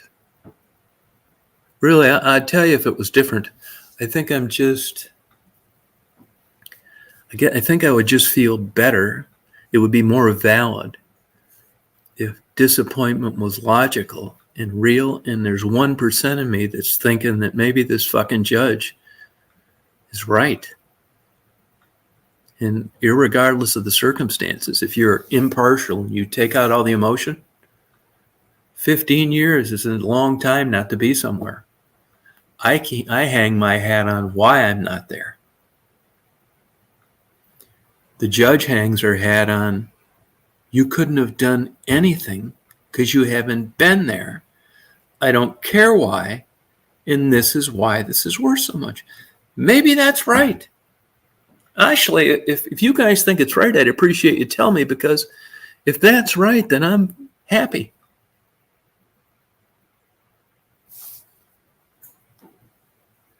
Maybe I'm just thinking like old school.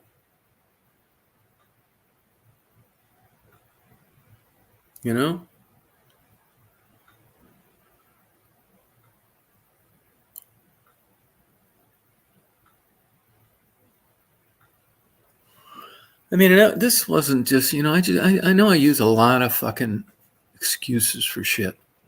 Not to other people, to myself. I've been on neutral for a long time. About 15 years. I knew I was heading south in Chicago. It was fucking coming. I knew it for sure. This wasn't just the blues. That's why I got the fuck out of there. It was expensive. And my sister needed help. That wasn't that much of the reason. People ask me why I moved up north. That's part of the reason. She died about a month ago. But that wasn't most of the reason. I needed a place to go. Same thing I did when I came down here. Would I have ever went up there to try not to help her in a place? Probably not. I would have never moved there. Probably won't go back once I sell that condo. But being in neutral sucks. When I was up there for 5 weeks, I didn't get anything done.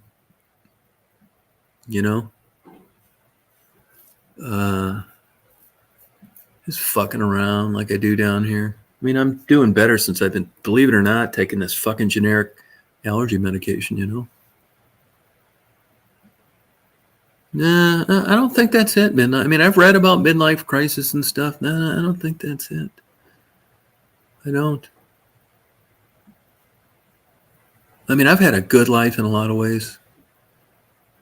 I really have, man. I really got away. And this may be fucked up too. I've got away with since Let me think about this. 86. I mean, I've got away with,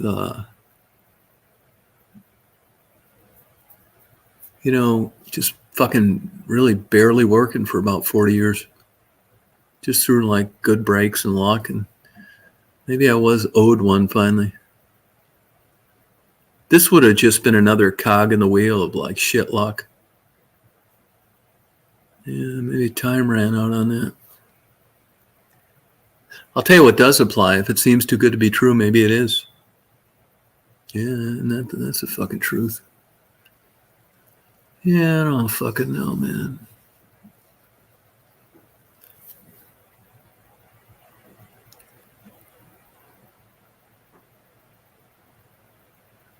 Yeah, thank you, J-Mo. Yeah, well put.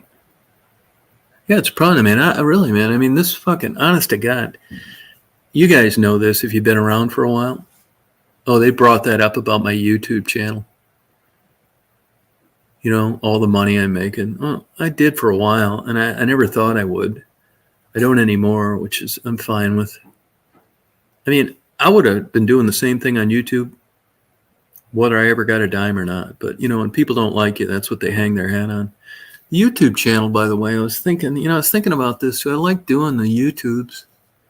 I don't know why. I think I'm obsessed with like videotaping. I like sharing things that I find interesting. I mean, they're not like that interesting, I guess, like bees and stuff like that. But I think it is. I like showing it to other people. I do like doing the interviews and stuff. But honestly, I don't mind interviewing like homeless people. But it's not the same as prostitutes. And it's not because I think prostitutes are less people. They brought that up yesterday in the divorce thing too, that I have a very successful YouTube channel where I specialize in interviewing prostitutes. I said, no, I don't. She said, I didn't ask you if you did or not. I watched your channel, you specialize. I said, no, I don't. I said, interviews with prostitutes. The judge tells me, wait till she finishes. I said, she doesn't know what she's talking about. Judge looks at me like she's going to come over there and spank me.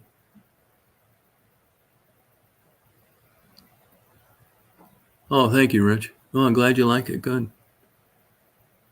No, I don't care. I'm really not really hung up on that, to tell you the truth. It's all right. But I do, those were like, that was a unique, I knew it. I'll tell you this. A lot of times you don't know how good you had it until it's over with. Nah, I knew in Detroit. That's one of the few moments of clarity I had.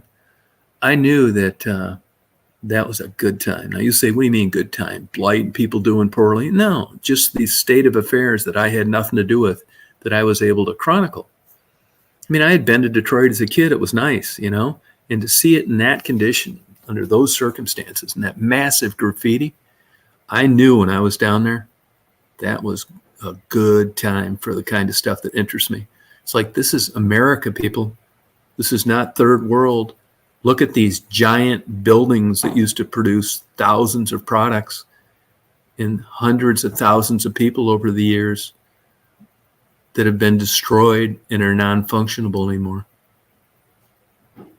I think so too, Julie. Yeah. Oh, thank you, Nikki.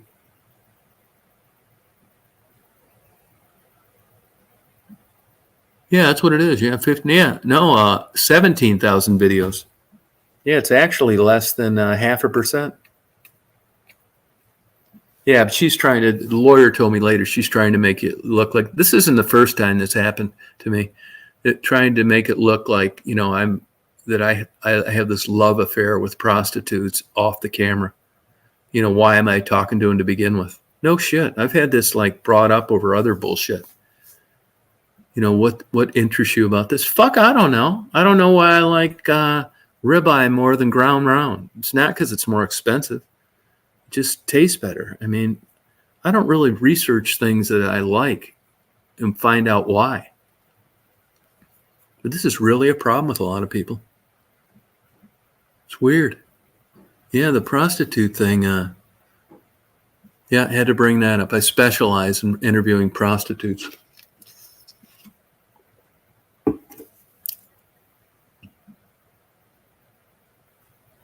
Why does my YouTube channel? Yeah, because they wanted to allude that I made a lot of money and hid it. I said, how'd I hid it? It's fucking direct deposit. And also she wanted to get in there to the judge that my specialty was prostitutes. And then maybe the judge will think, oh, this makes sense. Yeah, this fucking guy think he deserves half, and here he is hanging around prostitutes. I mean, who hangs around prostitutes if you don't have some like affinity for them? Or yeah, fuck you too, man. I'm telling you, the whole fucking thing was questions like, do you still beat your wife? No, I love those animals. Yeah, it's interesting to me. You know, all the vultures are gone from here. I don't know what happened to them. I'm assuming it has something to do with the heat. Isn't that crazy? Yeah, the whole thing was, do you still beat your wife? Oh, believe it or not, Infalo, there was a lot of wildlife in Detroit. I never saw more ringneck pheasants in my life than in downtown Detroit. It's really nice to see. Running all over around the place. Fox.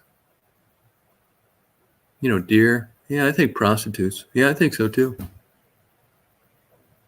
Yeah, I really had a good time. But you look back at the at those early interviews, man. And oh, thank you, Joy. Thank you. Yeah, I think that was nice, the gifts. I mean, as it turned out, it got to be like kind of burdensome. You don't want to like say that because, and the reason that I did the videos is I wanted to make sure that everybody that sent something, I verified that, you know, I wasn't selling it or keeping it. And that's why I did it. But it just got to where, you know, I'd be dragging that stuff around forever. I mean, it was a nice gesture. And towards the end, I mean, I spent 2 years trying to give away that last load and couldn't find the people. You know? Yeah, I like the street interviews, but you're right about that. There's something about working girls that is, yeah, right, Info. There's something about the working girls that was really super interesting. But, you know, they've cut out a big part of the questioning. You can't ask about drugs. You can, but they won't recommend your videos anymore. Yeah. Yeah, I like it where I'm at, yeah. But it takes some getting used to, you know. Yeah, but I'll tell you, Luke, what's surprising about that? I wouldn't say it's low. I mean, you know, it's the old adage, it takes two to tango. There were a couple times, and I didn't videotape this because I didn't really want to, like, get guys busted. I never did that kind of shit. But I can tell you this, there was a couple times in the early days, hey, Luna, where I would sit down on Michigan Avenue and just watch the cars that would stop and pick up the girls. And it was like suit and tie guys. Early in the morning before they had to be to work. You would be surprised. I don't know that you could call it low. It happened. Why? I think, you know, low. It wasn't any lower on her part than it was on his. You know, I never looked at like prostitutes as doing anything worse than the Johns. You know? No, thank you, Julie. No, it wasn't. I was glad people didn't know, but it didn't get that way towards the end where people were gone and you couldn't find them and that kind of thing, you know? Yeah, I like transparency, you know? Yeah, all walks of life, working girls. Yeah, they were, it was a lot of fun, man. Too bad, like, they died like that. You know, I hate to say it, but it's this macabre interest that people have. This is terrible. I mean, I hate to think this, but, you know, I can tell, I learned a lot through YouTube. And it's like, how'd you learn a lot? Well, because I see what people look at and I understand, I see the comments they leave and what attracts them. And I've learned that racism is alive and well. And I've learned that blonde-haired, blue-eyed, white working girls that are going downhill over time are super popular. I've learned there's not much interest in Native Americans by anyone. Oh, it just started raining. And I've learned that there's a lot of people out there that get mad at you no matter what you do. But I mean, I thank you guys for coming on YouTube. I really do. I mean, if I had it my way, you guys would get credit, not me. I'd be happy. I'd be fine with that for making the channel. All I did was turn the cameras on. No, I know you didn't mean any ill will by it, Luke. I get it. Really, it's the people that make the interviews. I ask the same simple questions all the time, you know. And it's the person that makes the interviews. And the verification of that is the views you get. And the questions, like Chaos as an example, just kind of a charming, stone John Denver kind of guy that can rap his ass off. And you know what's interesting? These people are not stupid. Now, I'm not saying that anybody ever thought they were, but it isn't quite what you expect. Hey, Mark. He's righteous. It's true. That's true. Love and Spoonful. Hey, Squirrely, how you doing? I was thinking about you driving home last night. Yeah, you learn a lot. I mean, YouTube's been great. I bitch about it because it's like the unstable stepmother. You never know where these people are coming from. You know, you really don't. That's what I don't like. I mean, I talk about it. It's beating a dead horse, I know, but it bothers me. You know, they unsubscribe people all the time. They don't recommend my videos. They're constantly changing their terms of agreement. They used to promote me. They don't anymore. I can understand not promote me, but would you just quit not like slowly chipping away at a channel where I did everything right and then send me 2 or 3 how to be a successful creator, which thank God I never paid attention to. Yeah, but if you guys have, thank you, Joy. You too. If you guys have any ideas on things that I could do differently, one thing I was thinking about last night driving by, and that is that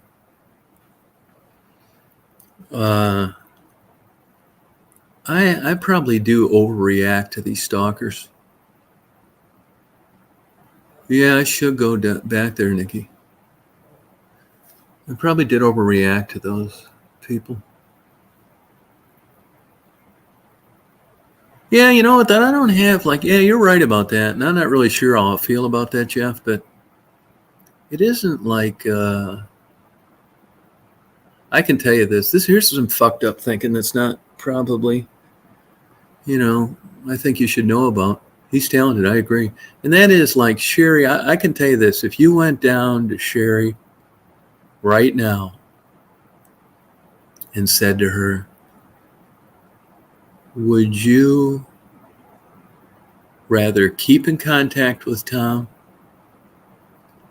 or not? She would tell you she would. I could be wrong. And if you ask me that, I'd probably say the same thing, but you know what? I'm not going to do it. I think the only way of keeping this negative, constant fire going that I've become accustomed to is to never talk to her again. And anything other than that, I'd be in the same bucket of shit that I've been in since I left my wife. Seriously, that's how I feel about it.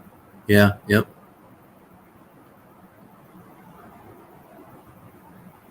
Yeah. If I'd have run into her in the hallway, I can tell you this isn't a person that's running around slapping high fives down there. But if I had already thought if I got a chance to talk to her in the hallway, I would have told her, hey, you know what? You got it all finally, didn't you? You got the new boyfriend and you got to keep the property. Congratulations. I promise you, this bothers her. She knows what the fucking deal is. She's told me since I left she wouldn't have had anything if it wasn't for me. Yeah, too bad she wasn't the judge. Yeah, that's just part of it, Info. They're weird about everything. And I'm going to just say, fuck it. I'm not saying it's any great penalty that I don't keep in touch with somebody, but I'm not gonna. I'm not gonna do it.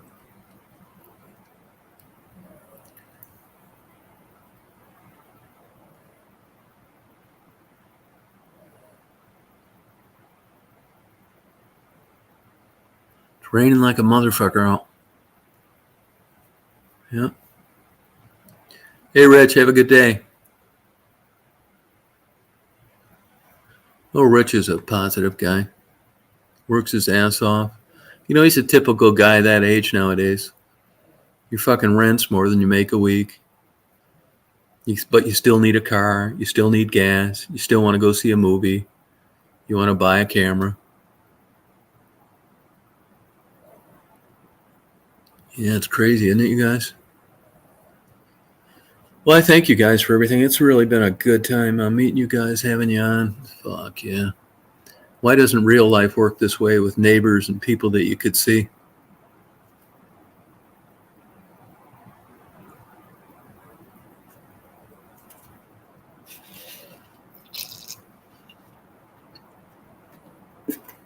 I'll tell you one thing I liked. Thank you, Caroline. One thing I liked while I was down there is those big puffy white clouds all over Florida. Yeah, she does, Julie. Yeah, she would admit that to you. Oh, thank you, Joe. Light rain, it says. Yeah. Well, I think I'm going to sign off here, guys. I'll probably do another live tonight. I'm going to, maybe if you want to come on later, around 9 or so. I'm going to just, I had a piece of chicken. I'm going to get in shape, I think, I hope. So I appreciate you guys coming on, and hopefully you can come on again later tonight. Thank you for your kind comments. Give it a shit. Whoever prayed, like Simple Life, that I didn't get a ticket at work, you got me on this one. You know, I've been sleeping like a baby. I'm telling you, guys have sleep issues. Now, this I would get the generic version, you know. Oh, thank you, Ricky. Rennie. Get that Z-Quill, the generic version. You'll sleep like a baby. I'm not kidding you. Thank you, Nikki. Conan, have a good day. Penny, thank you. Frisky. Simple Life. Jabo. Yeah, thank you. No, I think that'd be calling a couple escorts, Drifter. Getting a 4-pack of Dragon's Milk.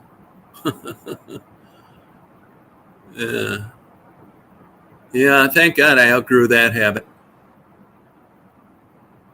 Yeah.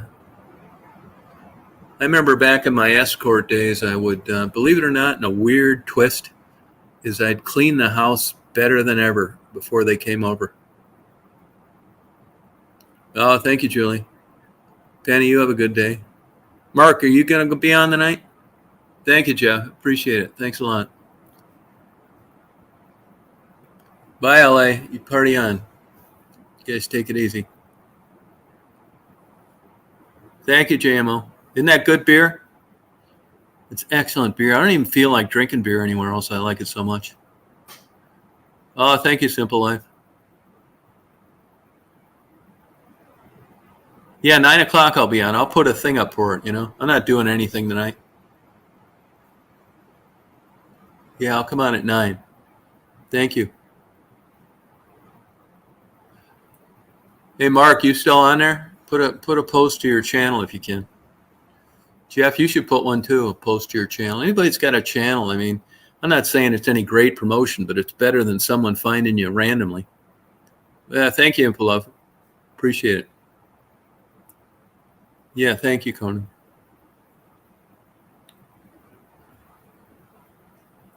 Yeah, thanks a lot, you guys. Yeah, it's very nice today. I really feel good talking to you. I didn't mean to miss anybody, but I'll see you at 9 tonight. Thank you, Penny. Yeah, there you go. Mark Crofter right there. Love and Spoonful. He is righteous. Loves his music. Thank you, Luna. Bye, Drifter. Okay, I'll see you there, you guys. Hey, you guys, I don't know why like more of you people don't come up on the panel. You know, you can go on there and not turn on the camera. Thank you, Simple Life. You can go on there and not turn on the camera if you like don't want people to see you, which I don't blame you. You know, you'll find your picture on a fucking transsexual fucking escort site the next night. I get it. All right, take care, you guys. Thank you.